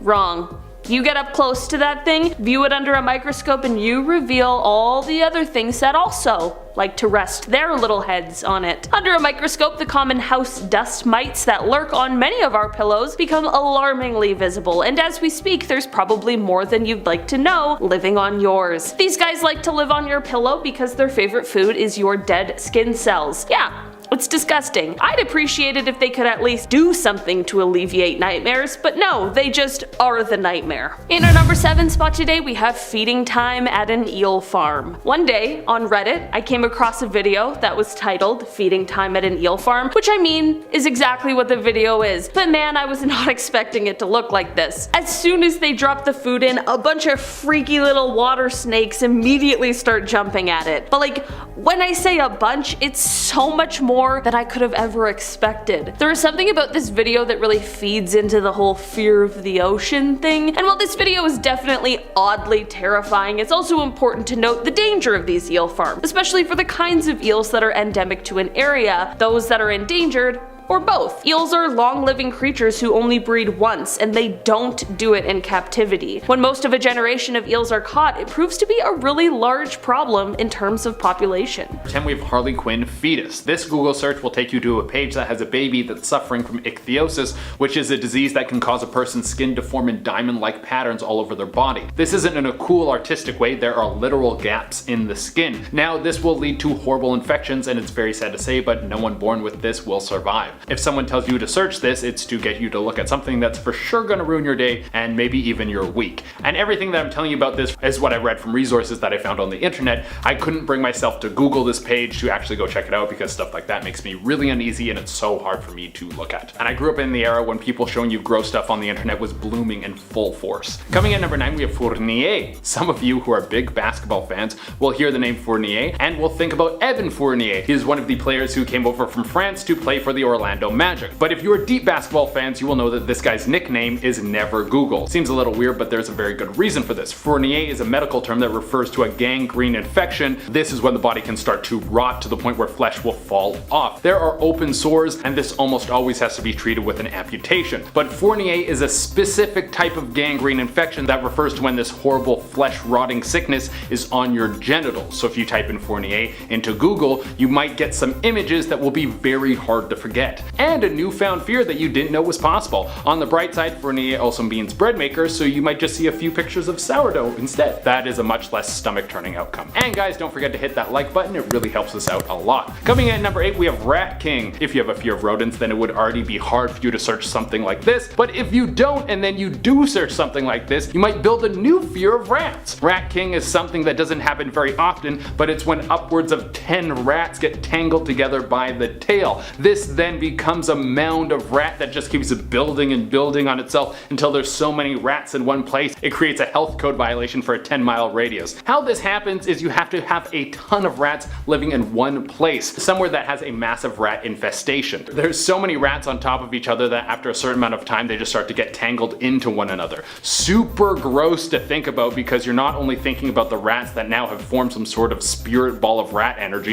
you have to think about the thousands of rats that are just running over one another for this to happen. For rats to get tangled into a king rat type situation, there needs to be so many rats in one place, they're moving over each other like a living earth. Coming in at number 7, we have Snape Wives. I wouldn't look this one up because you might just get sucked into a hole of internet strangeness for who knows how long. I had no idea that this was a thing before I was making this list, but Snape Wives is a whole subculture of people that think the character from the Harry Potter books, Severus Snape, connects to them spiritually and that they have romantic relationships with this fictional character.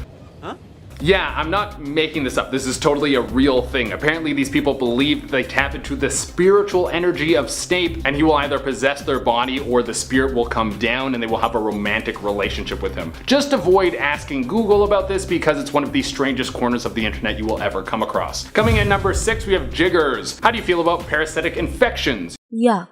Yes, I definitely feel the same way about that. There has never been a time in my life where I thought I could really use something living inside me like a tapeworm living off my life force. Well, jiggers are one of the grossest parasites that you could ever come across, and the worst part is that this little pest can burrow its way into your body just from coming in contact with your bare skin. Jiggers are a small flea that dig their way into your skin and start laying eggs. You probably won't notice them at first until you start to get a massive blister that will form somewhere on your feet. Then it will look like said blister has a little flea poking its head out. It will look like a little black dot. Then you will know that you have one of these little dudes living in your foot. Once they get in there, like any parasite, they will start to feed off your body and start laying eggs. This guy will start a family right in your foot. On the bright side, if you have a good pair of tweezers, you can pluck these dudes right out of your feet.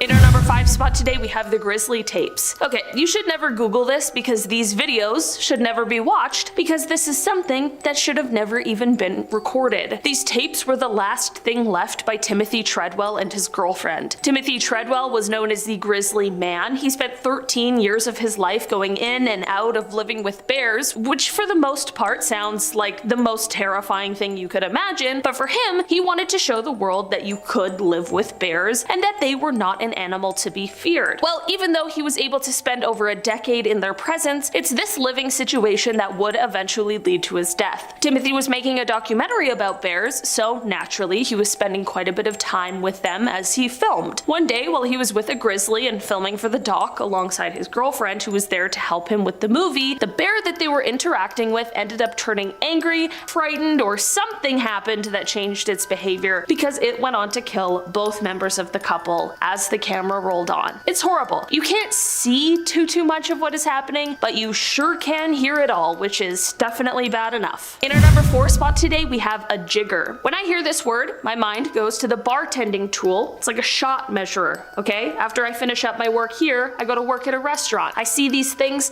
every week. They're my friend. If you were interested in perhaps purchasing some new barware, however, be careful with your search when using this term. While the tool is all fine and well, a jigger flea is nightmare fuel. These little insects with the same name as the trusty tool like to burrow into skin where they then lay eggs. Yeah, definitely don't want any images of that coming up in your search. I'm just trying to look out for you, really. Yeah, these small little parasitic guys are only 1 millimeter at first, and when they initially burrow into your skin, it might just feel like a little itchy or whatever, but as their abdomens swell with eggs, pressure can be created, and this pressure could press on nerves or blood vessels, which not only is just awful to think about, but can cause pain that ranges from mild to severe. All in all, just be careful what you Google, because not everything is what it seems. In our number 3 spot today, we have this Steve Irwin stingray video. Like, how random, honestly, but don't Google it. Like, why? This one really gets me right in the feels. Steve Irwin, best known as the crocodile hunter, was famous for his wildlife interactions, but as many of us know, this passion for animals and an interaction with one in particular sadly turned deadly. On September 4th, 2006, Steve was taking part in the production of a documentary series, Ocean's Deadliest. That day, there was some not so great weather, which led to a bit of a pause in the filming. Since nothing was really going on, Steve decided to take a bit of a snorkel into the shallow waters nearby, and they filmed as he did this. He wanted to use the footage in his daughter's TV show, Bindi the Jungle Girl. As they swam in the water that day, Steve approached a stingray that was about 2 meters large, or 6.5 feet, and he approached it from the back in order to try and get some footage of it swimming away. That is not what this stingray did though. Instead, it propped on its front and started stabbing wildly with its tail as a defensive response. Unfortunately, this caused one of the barb pieces to pierce Steve's heart, which unfortunately led to his death. Despite the crew members administering CPR and rushing him to shore, there was just nothing that could be done. It is believed that this was the only fatality from a stingray that has ever been recorded on video. This is, of course, just tragic, but it also led to a bit of a war against stingrays afterwards. For weeks after his death, stingrays were being found on the beaches of Queensland with their tails cut off. No one is sure if this was done as an act of revenge against stingrays everywhere or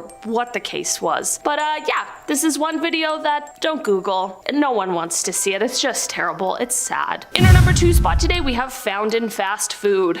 Of course, we have all heard tales of people making stuff up to try and get some kind of free food from their favorite fast food restaurants, but also there are some very real, very disturbing stories out there of stuff people have found, and it is all too searchable. If you searched things people have found in fast food, you'd be met with enough evidence to make you question every fast food meal you have ever and will ever eat in your life. People have found hardware parts, human skin, an entire rat, bugs, hair, and even a whole chicken head. I have a million questions, but I don't even want to attempt a Google search to find out the answers because I'm scared of what I might find out. Reading enough of these harrowing fast food tales is enough to ruin anyone's appetite. In our number 1 spot today, we have mouth larva. Pretty self-explanatory as to why you shouldn't Google this one, and I'm not even sure why anyone would. Maybe in an attempt to find moth larva information and there was a bit of a typo, but even then, maybe just stay away from Googling that as well. Whatever reason you might be thinking of or accidentally typing mouth larva into the search bar, it's best to refrain from because this is one search that will just gross you right out. This search will definitely yield results of humans and other animals that have larvae crawling in between their teeth. Yep, exactly what it sounds like. Mouth larva. Larvae and mouths. It's horrible, it's disgusting, and there's not only photos, but there's videos too, in case you wanted to get really weird. Just because you can Google these things does not not mean you should. Going off at number 10 now, we have jiggers. That's the name of a parasite that is found in most tropical countries. They only measure about 1 millimeter in size, but there is an insane amount of damage that they can cause. This tiny flea burrows into exposed skin on people's feet. They then stay there for about 2 weeks, laying eggs and causing the feet to swell. The condition is called tungiitis, and to many people it looks like a normal blister with a central black dot on it. That black dot is actually the end of the flea sticking out so it can breathe. Ugh. If left untreated, it can lead to serious infections and loss of toenails. The good news, if there is any, is that they can be easily stopped in their tracks by physically removing them. The bad news is that you can't do that if they are somewhere inaccessible. Levison Wood is a British adventurer who went to Rwanda. Now while he was there, a jigger laid its eggs underneath his toenail. He had to cut the end of his toe off with a razor blade in order to stop it. I can't even continue with this. I just wished I'd finished on the good news instead. That is disgusting, Danny. Toenails. Toenails freak me out. Alright, moving on from toenails to the dark web,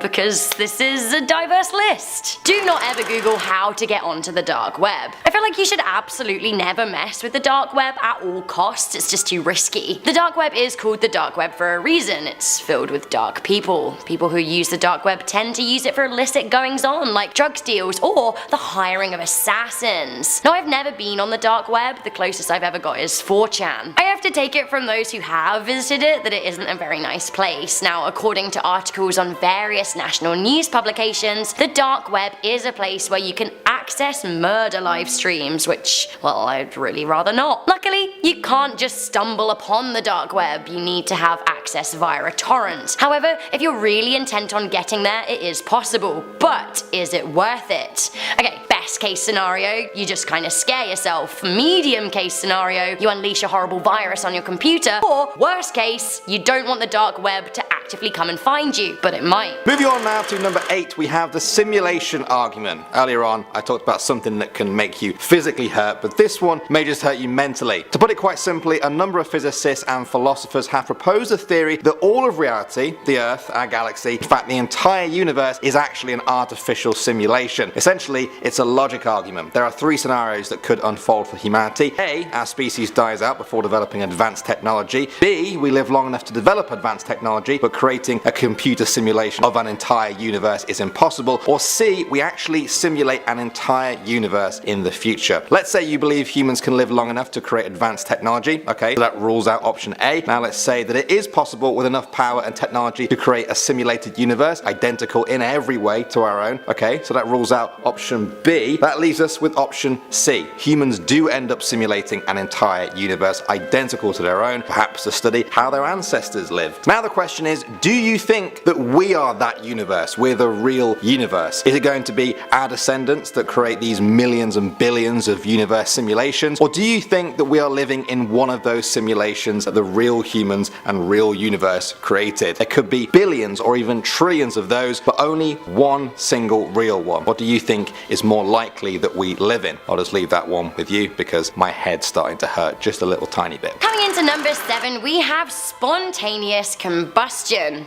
Like, you're just out there living your life and then you catch fire, burn and die. I'm not up for this. This is one extra thing that I just don't need to worry about today. Spontaneous human combustion is a rare phenomenon where living or recently deceased humans catch fire without an apparent source of ignition. Yes, this really is an inappropriate time for R. Kelly's Ignition remix to come into my head. Get out of there, R. Kelly. Anyway, combustion. A light level of research tells me that spontaneous combustion really isn't very common, although it does happen. Also, reading the characteristic notes on Wikipedia made me want to be sick, so I'll spare you the gory details as to what goes down when you do combust. Spontaneous human combustion is also closely related to a bizarre medical syndrome called the Stevens-Johnson syndrome. This is a skin condition that's characterized by severe burns and blisters, and trust me, you don't want to see that either. To be honest, I'd stay away from googling any kind of skin condition. It's just not what you need. Number 5. Bomb instructions. In your day-to-day, I'm sure the last thing you want is the FBI bursting through your door, putting a boot on the back of your head, and zip tying you and your whole family. Put your hands up! Put your hands up! Get on the ground! Get on the ground now! There's one in the corner. Put your hands Well, if this is something that you want to avoid, as I'm sure most of you would, then never Google bomb instructions. It's a surefire way to get your name posted on a watch list. There's not really any way you could talk your way out of it either. Like, I was Googling it for a friend, or I was just gonna make a little bit of bomb. Also, if you Google this, you're not only gonna let all the cops in your area know that you have way too much free time, but you're gonna get some horrible videos of bombings. It's a pretty solid way to ruin your weekend. Number 4, Bear by Marian Engel. There's a lot of different books out there. Most of them open your mind to the human condition so you can understand life from a different point of view. And for this book, Marian Engel wanted the reader to have the point of view of a lady who's so lonely she has sex with a bear. What? Bear was written in 1976 by author Marian Engel. It's about a librarian in Ontario who is so unloved that she starts a sexual relationship with a bear. It's basically 50 Shades of Grey for people who only wear flannel. What happened to cats? Aren't we supposed to get cats first? Bear is Marian's most popular book ever because it was so controversial, or because there's a bunch of people who are secretly bear bangers. Maybe bear lovers are a very untapped market. Number 3, Robert Bud Dwyer. Greasy politicians are nothing new. They probably go back as far as we've had politicians. Robert Dwyer isn't too far from the scandals we're used to having, but it's how this scandal ended that got him on this list. Robert Dwyer worked as the Pennsylvania treasurer from 1981 to 1987. During the time he worked for the state, there was a tax error which overtaxed Pennsylvania state workers. When this was discovered, it was up to him to hire a firm to do the proper calculations to find out exactly how much money needed to be returned to the people. Not a huge deal. People make mistakes. The contract to correct this accounting error was worth $4.6 million. Now you can imagine that there was a lot of competition for something like this. The competition would have been fierce. So fierce that one accounting firm bribed old Bobby Dwyer with $300,000 for the contract. Well, this obviously leaked and Robert was arrested. He was charged with perjury, mail fraud, conspiracy, racketeering, and a bunch of other stuff with potentially 55 years in prison. After this, he called a press conference. Everyone thought he was just going to do this to resign. But instead, he read a 21-page letter about the justice system, pulled out a revolver, and committed suicide on live television. So I would not Google him.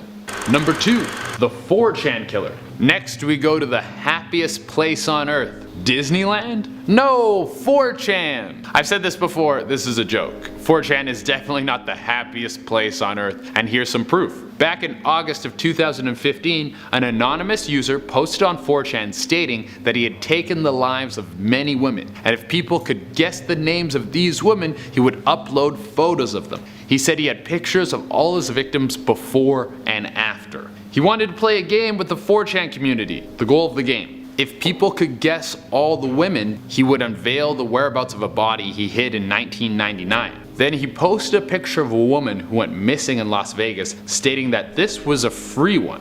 After a few posts, the 4chan killer uploaded another picture of a missing woman. Then the FBI was contacted. The 4chan killer then disappeared and resurfaced a few months later with 2 pictures of a man, one with the caption "dying, dying," and the other with the caption "dead." This mystery was never solved. Number 1, Nikki Katsouras. In 2006, the 18-year-old Nikki Katsouras was involved in a high-speed car chase. She lost control of the vehicle and crashed going more than 100 miles per hour. She was killed immediately upon impact. The coroner wouldn't let the parents see the body because it was too disturbing, but somehow images from the crash got leaked onto the internet. Then pictures started getting sent to the deceased girl's mourning family. Someone even made a fake Nikki Katsouras MySpace page, and it was just links to a bunch of the horrifying pictures from the crash. What had happened was 2 of the highway patrolmen in charge of photographing the crime scenes uploaded the pictures online. The family later sued the dispatch supervisors and got a settlement of $2.6 million. At least some justice was served. Number 10, we have Aladdin without pants. For the love of all things Disney, do not Google this. I guess not if you hold Prince Ali Baba in any kind of high esteem anyway. Prince Ali, fabulous he, is smuggling a little secret. Wait, did I say little? Because that was a bit of an oversight. It's a pretty huge secret. He's the secret.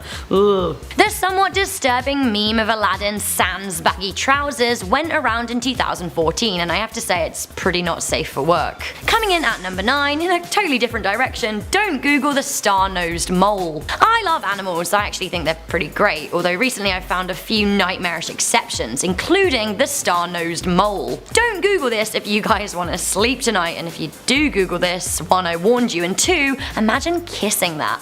Ugh. Coming in at number 8, please don't Google Doritos Mountain Dew. This isn't the worst thing on the internet, but it makes me feel pretty gross. YouTuber Boogie2988 is a forerunner in the world of making weird Mountain Dew concoctions. He's got this video where he blends and drinks a Mountain Dew with Doritos, and then he drinks it on camera, and to be honest, like, it's a bit sloppy and it makes me feel pretty sick. Maybe you guys will handle it better than me, but if you're not into that kind of thing, just don't Google it. It's a whole new world of yuck. Speaking of ew that I can't do, don't Google egg yolk bong. Ugh. One guy filled a glass bong with raw eggs, smoked through it, and uploaded the video to YouTube. Smoking a bong over a vat of eggs, I mean, it's disgusting. It's bad enough trying to watch him pour the eggs into the receptacle, but watching an eggy smoke that cooks them slowly and makes the guy in question retch. Like, don't do it to yourself. It's really gross. Coming in at number 6, also kinda gross, we have a full moon cup.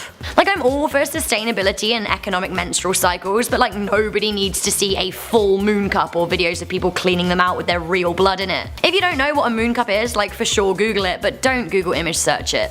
Next up at number 6 now, guys, we have the Calculus Bridge. Now this might sound like a creepy old bridge, but it's much worse than that, trust me. Brace yourselves for this. This is a calculus bridge. Now how bad does that look? I feel really awful for the people who actually have this, but what exactly is it? Well, essentially it's a buildup of tartar, the yellowish deposit of minerals that form on the tooth surface as a result of pre-existing plaque that has hardened. It can happen in just a few weeks as well. Eventually the plaque develops into calculus when the constant accumulation of minerals from saliva adheres itself to the plaque. Once the calculus bridge forms, it can be very painful and obviously quite unsightly, but there's actually even more of a pressing concern. See, calculus is also loaded with bacteria, which just sits there in the mouth, causing a big risk of infection. It's advised that people visit a dentist as soon as they see this forming to have it removed. Unless it's got really bad, a dentist will usually just use a routine cleaning method to remove it. Every time I hear about one of these horrific teeth stories, I just want to go and book an appointment with a dentist right away. In fact, do we have any dentists out there who want to give me a checkup? Did you say a build-up of tartar? Yes. Like the sauce? That's disgusting. That makes me feel... That is right. I don't know. Well guys, it's too late now.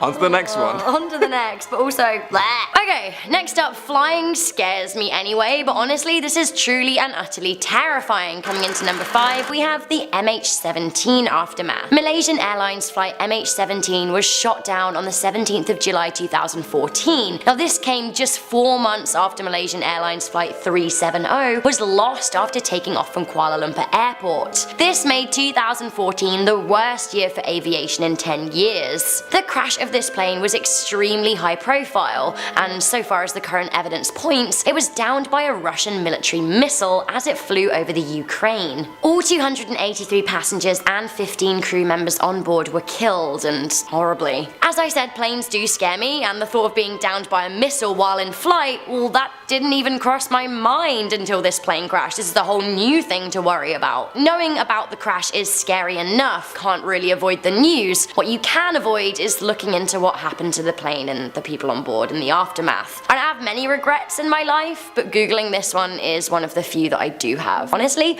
I feel like it changed me as a person, and really not in a good way. Alright, I really hate this too. Coming into number 4, we have Ed Gein Leather. Ed Gein was the notorious murderer who inspired the movies Psycho and Texas Chainsaw Massacre, aka 2 of the scariest movies of all time ever. Well, he's real. So Gein was criminally insane, but for a long time he was living without any attention directed at him in Plainfield, Wisconsin. Gein admitted to killing 2 women in the mid-1950s, a pub owner and a hardware store owner. Not only did he kill people, he also dug up corpses from local graveyards, and what he did with those bodies was a true atrocity. After his second murder was traced back to him, police officers went to Gein's home, and what they found is something that no human should ever have to see. Not only did they find the missing woman's body decapitated in a shed, they found furniture and household objects made of human leather. These are some of the most terrifying things that I have ever had the displeasure of seeing. You don't want to see them, please don't Google them. He also made human masks out of people's skin and was thought to have worn them as he roleplayed as a woman. Honestly, this haunts me to my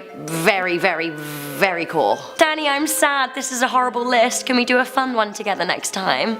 Yeah, but we have to earn the right to do a fun one by doing stuff like this. Okay, that's fair enough, but My next one's really nice, actually. oh yeah? No, not at all. It's horrible. Next up at number 3 now, we have The Body Farm. If you've ever watched a crime show on TV, you'll know the bit where they analyse a body to try and figure out how long that person's been dead for. That knowledge doesn't just come from anywhere, it comes from a place like a body farm. Body farm is where people donate their bodies to science so that scientists can study how they decompose. The pictures you're seeing now come from the Forensic Anthropology Center at Texas State University. The information they gather here can be used in a court of law, and some of the researchers have even been called up to give evidence in murder trials. They also specialize in facial reconstruction. By studying how a face decomposes, they can then recreate what a decomposed face would have looked like, if that makes sense. This proves invaluable in identifying unidentified murder victims. They will take anyone who donates their body with just 2 conditions. They must weigh under 500 pounds when they die, and also not have any sort of infectious diseases such as hepatitis C. So if you meet those 2 criteria and you want to help fight crime in death, maybe body farms are the way to go. Wow, what a morbid one that was. I actually feel like body farms maybe are a good thing, but you just don't need to see it. Interesting, but gross to look at. Okay, this one is horrifying on all levels and super gross to look at. Coming in at number 2, we have the Hammer Murderers. So the Hammer Murders of the Ukraine are a true abomination, and you don't want to know about them, much less see them. I'll basically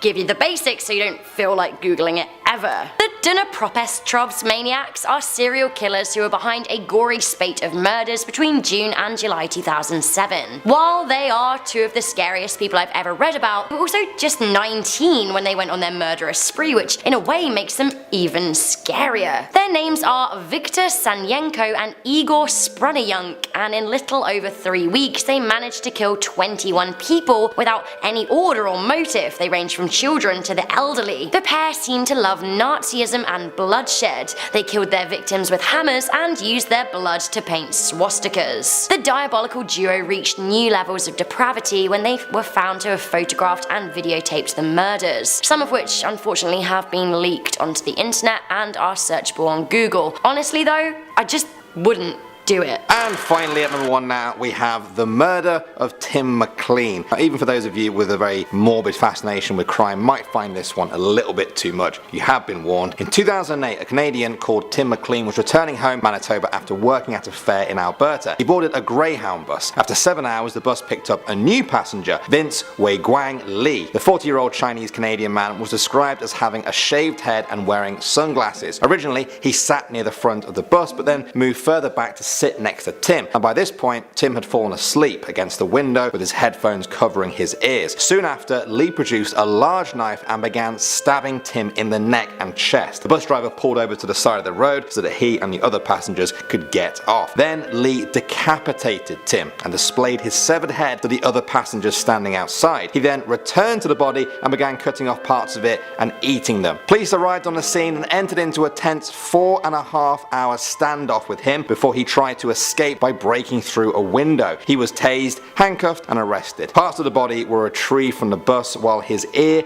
nose and tongue were found in Lee's pockets. He was found to be mentally unstable and was found not criminally responsible for the murder and was remanded to a high security mental health facility in Manitoba. He was eventually released from there on May 8, 2015. On July 9, 2018, Greyhound Canada announced they would end virtually all services across Canada, and many people speculated that the drop in ridership was a knock-on effect from the murder of Tim McLean. In at number 10, we have Japanese ice cream flavors. So don't Google this unless you want to gag. Japan gets pretty left field with its flavors, and honestly, this is the tamest thing on this list, so please do feel free to hit up Google if you want like a little cultural exchange. But if you're the type of person that sits through this list and Googles everything one by one, like maybe wait till later to Google this. Why, you say? I just don't think you want that kind of like weird, creamy imagery in your head as we proceed. You'll see why. Coming in at number 9, we have Sridhar Chilal's Nails Up Close. So Sridhar hasn't cut his nails in 62 years, which, like, you know, I'm in full support of personal choice, but it's my personal choice not to investigate these curly keratin sticks up close. I can't believe I just said curly keratin sticks, that's so gross. So he has the Guinness World Record for the longest nails in the world, but for me, what gets me is the lack of symmetry. Why just the one hand? Also, once again, curly brown nails, like, it's all fun and games till things start to curl and then I just can't handle it. Coming in at number 8, we have eye pus. It's a classic. I guess you guys know the deal by now, but I thought I'd remind you that googling any kind of pus is just a very, very bad idea. Oozing. I don't like oozing. Nothing that oozes. I feel like I'm just mentioning this because I've got a slight eye infection at the moment and I was googling the symptoms earlier and I came across a whole world of absolute no. Speaking of absolute no when it comes to eyes, don't Google Juan Jose Patella. So Juan is a bullfighter, which is really something that I don't believe in anyway. Either way, he once got gored in the eye. And yes, there's footage and photos of it happening and the aftermath, and they really, really, really, really aren't pretty. Gored through the eye with a horn. Oh my goodness. Another injury, we have the horrifying Ewald Leinen injury. On a scale of 1 to 10 things that you really don't want to see, yeah, I know this is a top 10 list, but like, trust me, this is up there. The footballer was fouled in the 1980s, resulting in his thigh being slit open by the studs on a football boot. The 10-inch gash exposed his muscles and his femur bone to the crowd, and indeed also the cameras. Now it's pretty shocking and disgusting, and you can really live without ever witnessing it. Oh my goodness, we're on an injury roll on this list. So first off, we have the radioactive man. After a fateful accident in Japan's Tokamura nuclear power plant in 1999, worker Hisashi Uchi suffered immensely. When he arrived at the University of Tokyo Hospital after being exposed to the highest level of radiation of any human in history, doctors were stunned. The nuclear power plant technician had almost zero white blood cells and thus no immune system. Soon he'd be crying blood as his skin melted. Kept in a special radiation ward to protect him from hospital-borne pathogens, the profuse amount of radiation coursing through his blood eradicated the introduced cells and skin grafts could not hold. "I can't take it anymore," he cried out, but at his family's insistence, the doctors continued their experimental treatments even as his skin began to melt from his body. Then on the 59th day in the hospital, he had a heart attack, but his family agreed that he should be resuscitated in case of death, so the doctors revived him. He'd eventually have 3 heart attacks in 1 hour. It was only a merciful final cardiac arrest due to multi-organ failure on December 21st, 1999 that released him from the pain. Now this was 83 days after the incident. I can't imagine the pain he was in and why the doctors and his family kept trying to save him. Next up, we have green boots. Climbing Mount Everest is a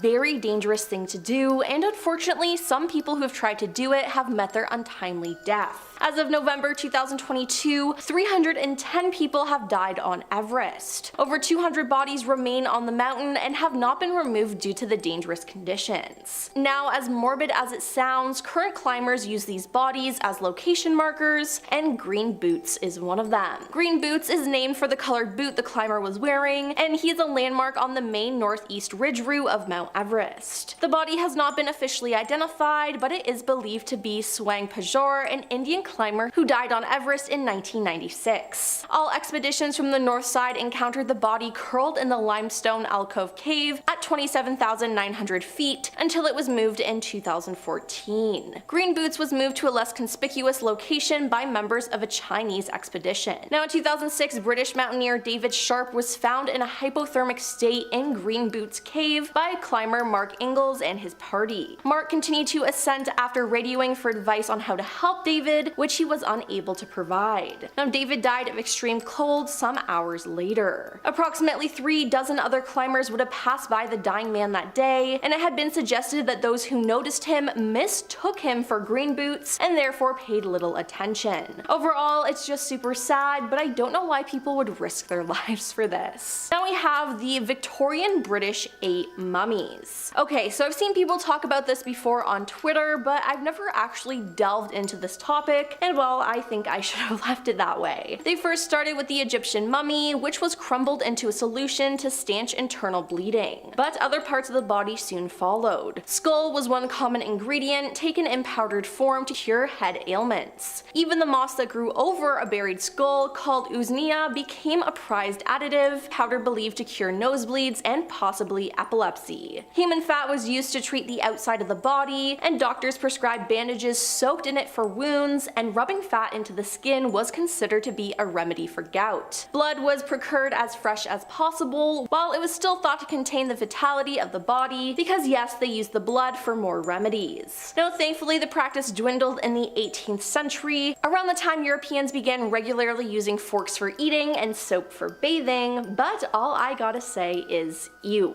Moving on to Karl Tanzler. I need to tell y'all about Karl Tanzler because he is just such a truly messed up man. In 1930, Karl believed he'd found his one true love. While working as a radiologist in Florida, he met a young Cuban-American woman, Maria Elena Magaro de Hoyos. She was suffering from tuberculosis and died the next year. Karl paid for her funeral and visited her mausoleum regularly. He was obsessed with Maria. Now, in the dead of night in 1933, he took her body from the mausoleum and back to his home in a red wagon. He put her skeleton back together using coat hangers, stuffed her with rags, and made her a wig from her own hair. She was dressed and put in his bed until 7 years later, following rumors of the destruction of her body, and he was discovered by police. While her body was covered with clothes, her face was a death mask of her former self, created by Karl, and was kept in his bed after the coroner had removed the rest of her body. Now, unbelievably, the statute of limitations had expired, and Karl's case was dismissed out of court, but yeah, there is just so much wrong with that, I am just speechless.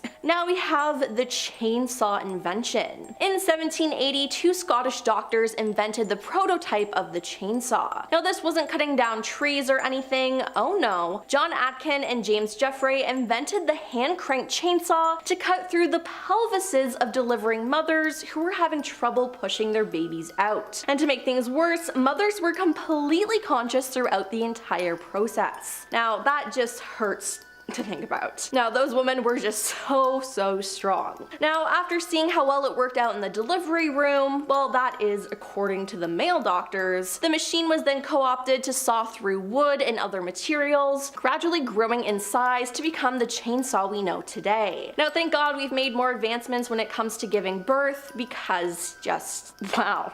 Then there's the brain-eating parasite. Naegleria fowleri is a free-living amoeba that is so small that it can only be seen with a microscope. It is commonly found in warm fresh water such as lakes, rivers, and hot springs, and soil. Now the parasite infects people when the water containing the amoeba enters the body through the nose. This typically happens when people go swimming, diving, or when they put their head under fresh water. The amoeba then travels up the nose to the brain, where it destroys the brain tissue and causes a devastating infection that is almost always fatal. Now the first symptoms usually start about 5 days after infection, but they can start within 1 to 12 days. Symptoms may include headache, fever, nausea, or vomiting. Later symptoms can include stiff neck, confusion, lack of attention to people and surroundings, seizures, hallucinations, and coma. After symptoms start, the disease progresses rapidly and usually causes death within about 5 days, but the death can happen within 1 to 18 days. Yeah, remind me to never swim in fresh water again. The Highway of Tears. The Highway of Tears is a 447-mile long corridor of Highway 16 between Prince George and Prince Rupert in British Columbia, Canada,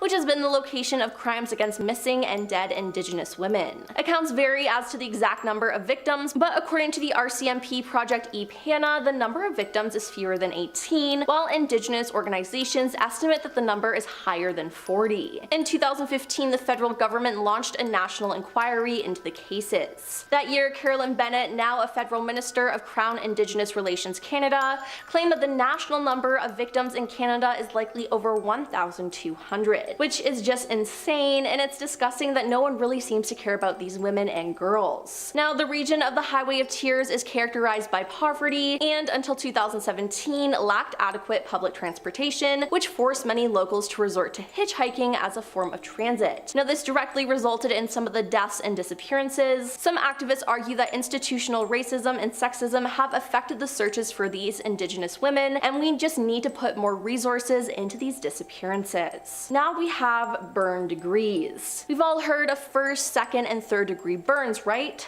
Well, what if I told you there also existed 4th, 5th, and 6th degree burns? But wait, isn't 3rd degree burns considered the worst? Apparently no. 4th degree burns occur when heat damage destroys the dermis and muscle tissue is affected. Like 3rd degree burns, 4th degree burns result in scarring and the loss of keratin, loss of hair shafts and fingernails and toenails. 5th degree burns happen when all the skin and subcutaneous tissues are destroyed, exposing muscle. These burns can be fatal due to damage to major arteries and veins. 5th degree burn injuries also may require amputation due to the damage to the muscles. Permanent and prominent scarring with the loss of keratin in the area of the burn will also occur. 6th degree burns occur when the heat destroys the muscles, charring and exposing the bone. These bones are almost always fatal, and just saying that gives me goosebumps. That's absolutely horrible. And while researching this topic, I made the right decision by not looking up any photos related to this, so be like me and please don't look at them. Up next we have Richard Chase. Richard Chase was a disturbed man, and in 1976 he was involuntarily committed to a mental institution when he was taken to a hospital after injecting rabbit's blood into his veins. Now while there, he broke the necks of 2 birds he caught and drank their blood. Chase was then diagnosed with paranoid schizophrenia, and after undergoing treatments he was deemed no longer a danger to society, and later that year he was released into his mother's custody. But just a year later, he claimed the life of his first victim.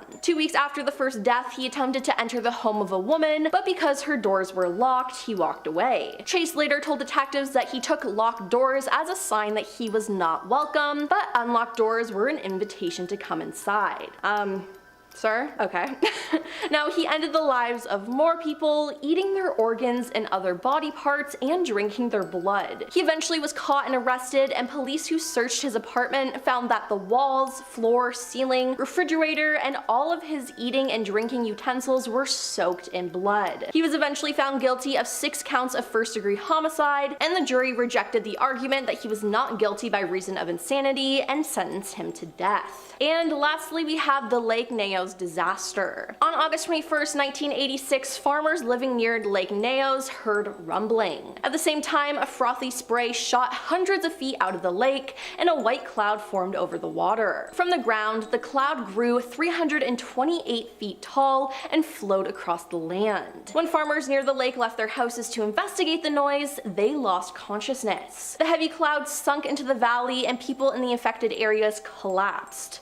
Over the next 2 days, people from the surrounding areas entered the valley to find the bodies of humans and cows lying on the ground. By August 23rd, the cloud had mostly blown away, and scientists soon learned that the cloud contained carbon dioxide, CO2. Now, when the CO2 concentration was 15% or less, people lost consciousness and later revived, but individuals who had inhaled more than 15% of CO2 stopped breathing within minutes and died. Scientists determined that the CO2 had been trapped at the bottom of Lake Neos for a long time and then erupted. Now, in the end, 1,746 people and 3,500 livestock died. Coming in at number 5, we have anime girls with human teeth. I mean, it's just like really weird. Anime girls are usually pretty cute, and some people are into them in whole other ways. However, I cannot imagine anyone being into them with photoshopped human teeth. They look demonic and it's pretty terrifying. Star Wars fans, look away now. Do not Google Rob Delaney pork penis. I mean, like, why would you ever Google this anyway?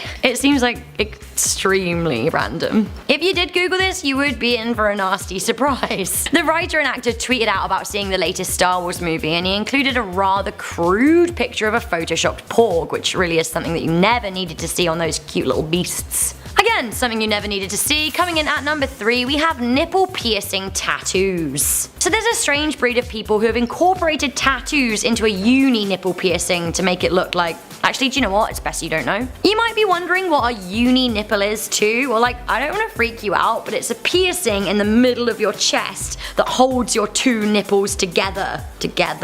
Like, in my opinion, nipples really aren't supposed to touch, especially not permanently with a piercing, and then the artwork as well. It's just too much. Also, a touch too much. Coming in at number 2, we have penis arm. So groundbreakingly, a Russian doctor, Professor Sokoloshik, operated on a man with a micro penis. Now the man had a procedure to remove his current penis and stimulate the growth of a new member using grafted skin tissue. So where was his new penis grown? His forearm. Like, this is great, and medically speaking it is a real victory, but like, you don't want to Google image search this stuff, it's pretty intense. Finally, coming in at number 1, intense and exceptionally sad, please never Google bear attack victim. Unless you want to see some truly grotesque horror snaps of humans reduced to fleshy bear dinners, like, don't Google this, it's pretty harrowing. I've never really seen humans as meat before, but like, yeah, I don't know. Coming in at number 9, we have epiglottis. If you're okay with throats, then this is probably a fine search for you. If you're not okay with throats, then steer clear of Googling epiglottis. An epiglottis is the dangly thing at the back of your throat, and for me, looking down other people's hot, wet throats is just kind of gross. Also, don't Google epiglottis injury unless you want to see some open throat surgery. Coming in at number 7, the creepy side of the internet, we have ratemypoo.com. Unless you want to see loads of people's assorted poos with ratings next to them, maybe don't Google this. Nothing is off limits here. I'm not sure what's worse actually, the human excrement on display or the wildly dated website format. If I had to choose, I'd say probably the poo, because nobody wants to see somebody else's nutty poo. Coming in at number 5, we have tree man illness. This is actually very sad, but also extremely unpleasant to look at. Tree man illness, which actually has a way longer technical name that I cannot pronounce, is basically an extreme skin disorder that stems from the HPV virus. Flat wart-like papules and cutaneous horn-like matter start sprouting from a person's hands, but can also affect the face, legs, body, anywhere really. Either way, this isn't one for Google. Coming in at number 4, we have blue waffle. Again, it was only a matter of time until this appeared on a top 10 do not Google list. This is actually a fake thing, you should know, but blue waffle is basically a mythical sexually transmitted disease, and the evidence of said disease is crudely photoshopped pieces of genitalia. Hurrah! This includes like a blue oozing fungus style issue, which, yeah, blue oozing fungal fannies. What a treat. Coming in at number 1, we have black holes. So thinking about black holes is a surefire way to absolutely mind boggle yourself. You'll go cross-eyed. Thinking about being sucked into a black hole is even scarier. Black holes suck in planets, gases, stars, basically everything around them,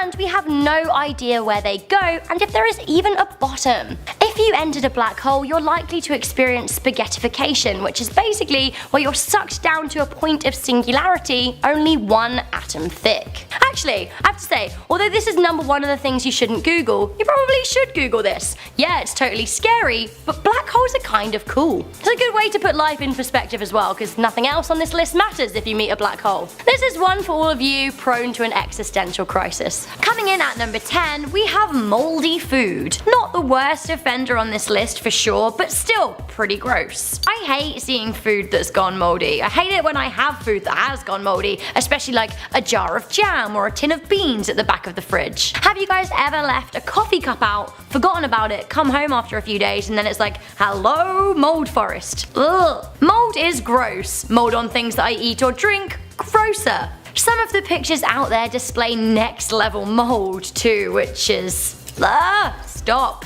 Stop. Make it stop. Although it's natural, but gross. Coming in at number 9, not natural, still gross, we have geisha feet. Feet aren't my favourite thing at the best of times, but crippled feet as a result of cultural cruelty, definitely not my favourite. Maybe Maybe you should Google the process so you are culturally in the know about what these women went through for beauty standards, but at the same time, there is no need to search for the results for the actual images because, the pain. Yep, please don't do it unless you want to see some malformed tootsies. Let me explain. Chinese women would bind their feet so they remained small, which was a symbol of beauty and status. Girls aged just 4 would have their feet bound to stunt their growth and bend their toes under the main body of their feet. The practice was eventually banned, but there are still some women with truly messed up feet these days. Coming in at number 4, we have cutaneous horn. Horns that grow on people. Just help me. I can't. I don't think I can. No. I feel like you should never Google any skin conditions, but this one is especially grim. Cutaneous horns are keratinous skin tumors that look like horns. Keratin is the same material that makes up fingernails, so bear that in mind. The most stressful case of a cutaneous horn I've ever seen is on a woman named Liang from Sichuan in China. Please stop sprouting horns, I can't. Really fancy scaring yourself and increasing your sense of existential dread? No, I didn't think so. I wish that I had never googled this at number 10. We have the sugar content in a Starbucks Frappuccino. But they're so pretty, I love them. I guess, like many things that are pretty, too much of it will kill you. Starbucks drinks are packed with sugar. The Unicorn Frappuccino, for example, had 59 grams of sugar. Again, it was just so pretty. That isn't even the worst offender on the menu. The most sugary Starbucks drink is the Cafe Vanilla Frappuccino, which has 69 grams of sugar. So that's almost the equivalent of 2 cans of Coke or 3 Hershey chocolate bars. Don't drink your calories, kids. It's good to be aware of what you're putting into your body, but to be honest, I really liked life not knowing how bad all of my favorite things are for me. Coming into number 9, we have how to kiss. Just don't Google it. For those of you who have yet to have that magical moment in your life, let me break it to you now. It will probably be awkward and awful, but that is part of life and you will treasure it, kind of. Don't try and pick up kissing tips on Google. It will only stress you out and make you kiss like a robot, so just go with it. But hey, no worries, you'll never want to kiss again when you Google this, so proceed with caution. Coming into number 8, unless you want nightmares, don't Google the star-nosed mole. So I thought this must have been some kind of photoshopped internet hoax, but nope.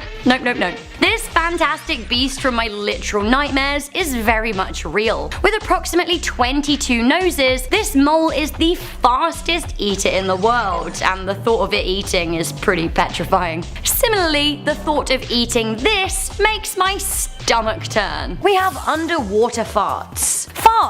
Farts in water. Water farts. This is a bit like cake farts from a previous top 10 things you shouldn't Google, and you really actually don't need to see what huge farts underwater look like. Think of the bubbles, although don't. As you know, I kind of have to search the things on this list so I know what to tell you not to Google, and the most worrying thing about the underwater fart trend is that after a while, I started to kind of think it was beautiful. What's wrong with me? Coming in at number 9, we have wearable body parts. While Google is a great and valuable resource that provides us with all kinds of organized insights into things we're curious about, you don't need me to tell you that aside from all the great stuff, the internet is actually totally filled with creeps. Think Lady Gaga's meat dress from the 2010 MTV Music Awards, but people who want to keep that kind of look going on long term. One of the least offensive things I found was a lady who wanted to turn a severed toe into a piece of jewelry. As I said, one of the least offensive. Coming in at number 8, we have Pennywise butt art. At the beginning of the year, I started to feel somewhat reflective and sentimental about the previous year. However, there are some things that I will not miss about 2017, and one of those is the resurgence of clowns. Obviously, with it brought to life in movie theaters, there was the whole Pennywise thing that I could have lived without. I also really could have lived without the disturbing Pennywise butt art. But this is the internet, and I'm pretty sure that we no longer even get to choose what we see. There it is, jiggling.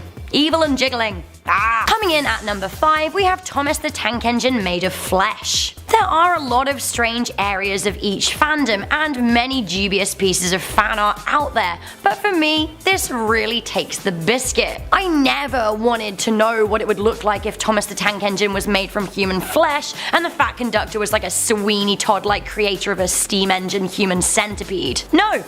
Coming in at number 4, we have fleshlight exhaust. Sure, it may sound like a great idea to shove a fleshlight up a car exhaust, but the results are truly disturbing. If you don't know what a flashlight is, like, maybe let's just leave it at that. Coming in at number 10, do not Google ascariasis. Basically, this is a medical term given to a disease caused by a parasitic worm. Ain't nobody got time for a parasitic worm, I'm telling you. Ascariasis causes around 3,000 deaths a year, although it's suspected that around 1 billion people globally are acutely affected. So like 1/7 of the entire world's population are living with little worms in them. I'm not okay with that. Hands up if you're okay with that.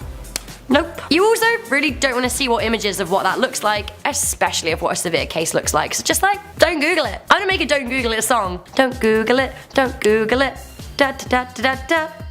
Coming in at number 8, don't Google webbed feet. Now this might be like a personal choice thing, but I don't like webbed feet. I'm fine with ducks and various other water-dwelling birds having them, but like, I don't want to look at them too closely. What I'm not so fine with is seeing human webbed feet. Like, no, no, no, don't Google it, don't Google it.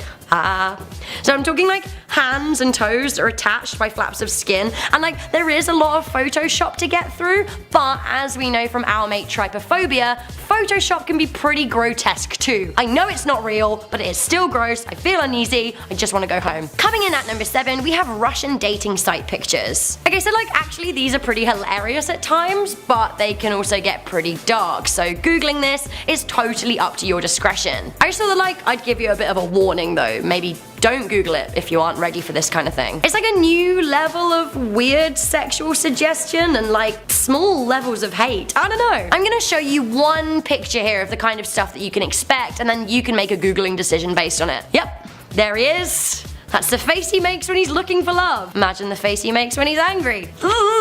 Coming in at number 6, we have cyst popping. So this is such a classic, and I'm not sure why it hasn't been on my list of things that you shouldn't Google before. Sometimes the answer is staring you right in the face, although I really don't want to stare a cyst in the face, so I'm not gonna Google it. It's creepy, it's messy, I don't like it. Some people love cyst popping videos, but I for one really struggle to deal with the pus. The endless wiggly pus. Don't Google it, don't Google it, don't Google it, no, no. Okay, this is very, very, very creepy and weirdly infatuating, but don't Google it. We have last words. So we have all heard of famous last words, and sure, some of them are pretty cool, but there are websites out there with a collection of people's last words. Now often they're from ordinary people like you and me, and it makes for like a truly chilling read. On top of that, some state departments of criminal justices have websites listing the full transcripts of last statements from death row inmates. Now this is very, very, very unsettling. I know you can't hear people delivering their last words, but reading it yourself, I don't know, it's weirdly intimate and it just makes me feel not okay. Coming in at number 8, please don't Google Doritos Mountain Dew. This isn't the worst thing on the internet, but it makes me feel pretty gross. YouTuber Boogie2988 is a forerunner in the world of making weird Mountain Dew concoctions. He's got this video where he blends and drinks a Mountain Dew with Doritos, and then he drinks it on camera, and to be honest, like it's a bit sloppy and it makes me feel pretty sick. Maybe you guys will handle it better than me, but if you're not into that kind of thing, just don't Google it. It's a whole new world of yuck. Bear attack victim. Unless you want to see some truly grotesque horror snaps of humans reduced to fleshy bear dinners, like don't Google this. It's pretty harrowing. I've never really seen humans as meat before, but like, yeah, I don't know.